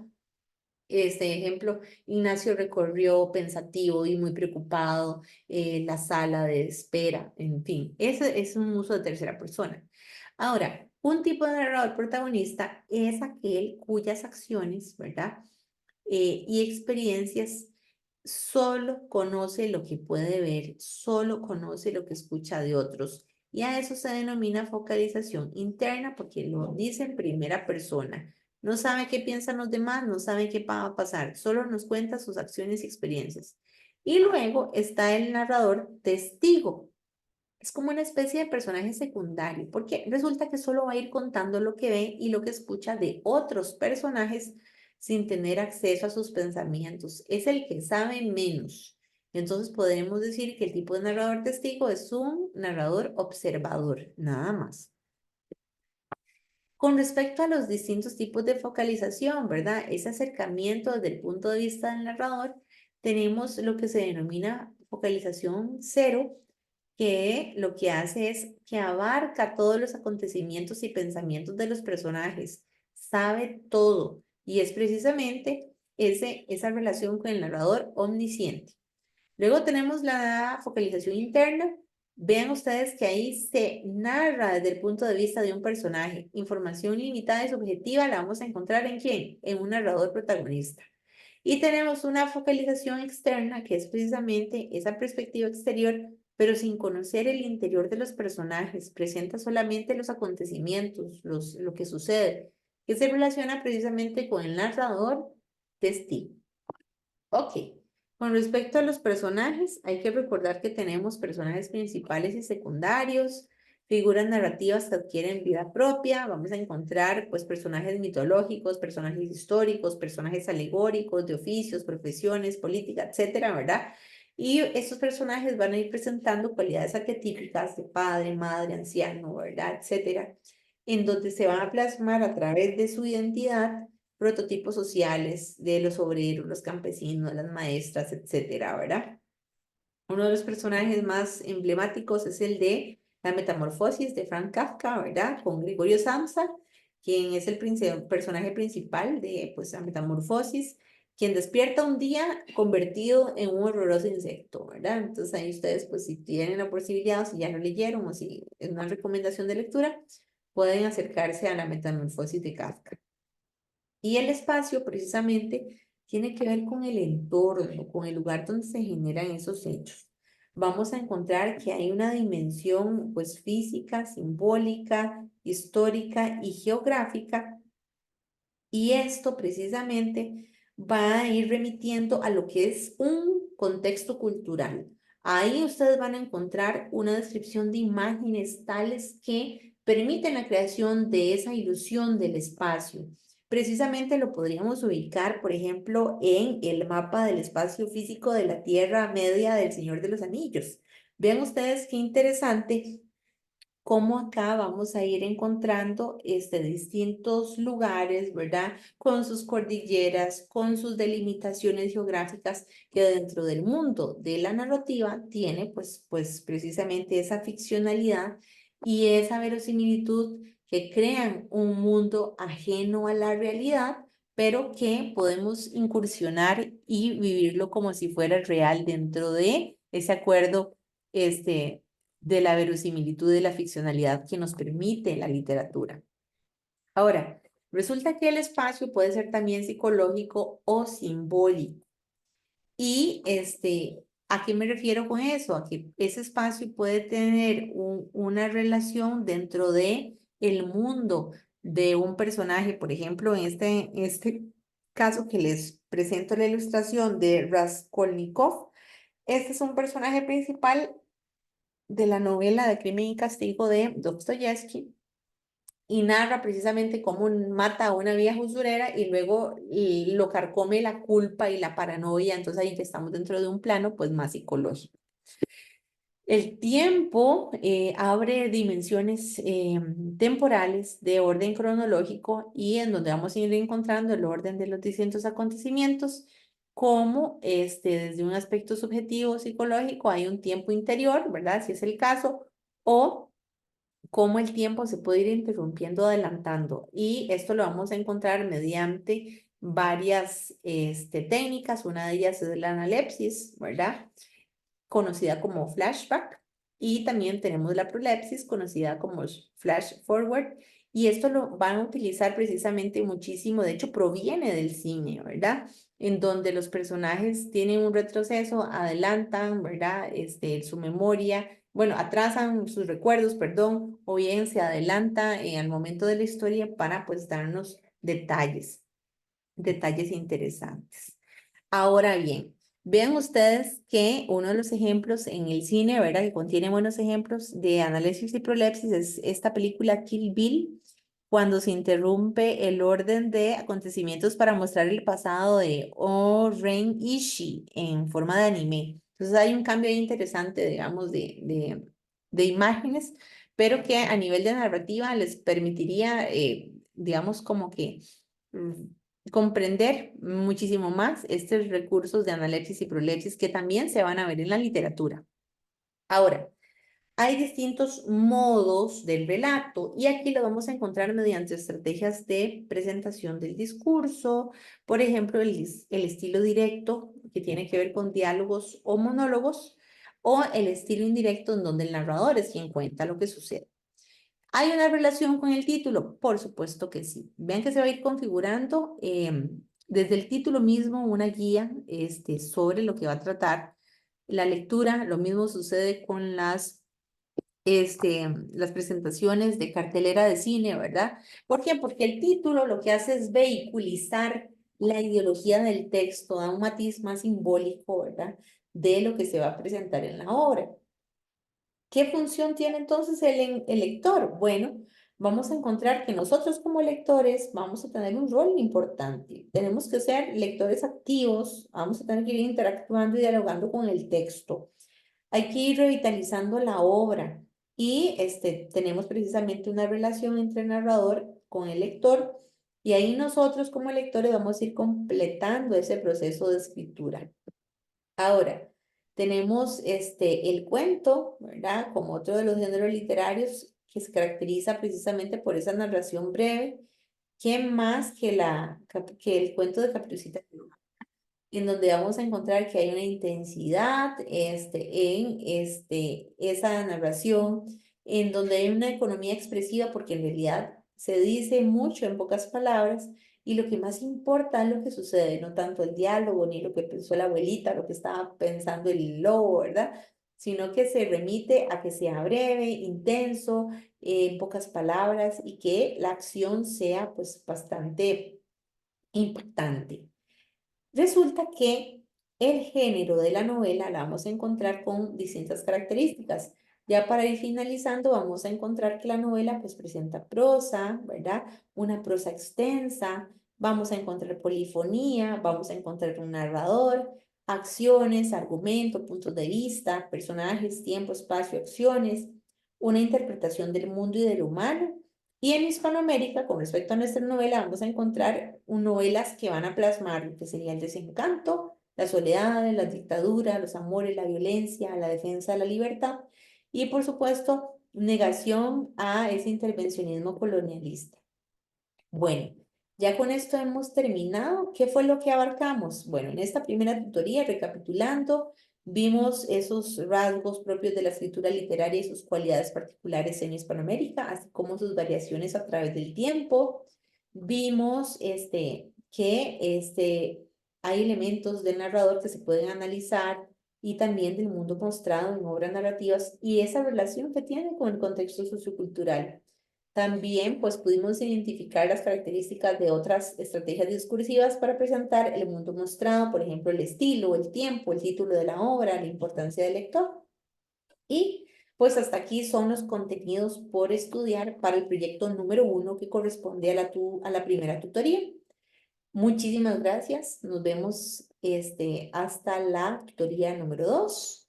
Y esta sería la referencia bibliográfica utilizada para esta presentación, cuya referencia también es importante que tomen en cuenta porque es la que van a tener que escribir al final de los proyectos que vayan a presentar. Sin más por el momento, pues agradezco montones la participación de quienes estuvieron el día de hoy en esta tutoría y espero que haya sido pues de mucho provecho. Muchas gracias, profe. Buenas noches. Buenas noches, hasta luego, que Buenas tengan noches. feliz descanso, hasta luego. Buenas noches. Buenas noches.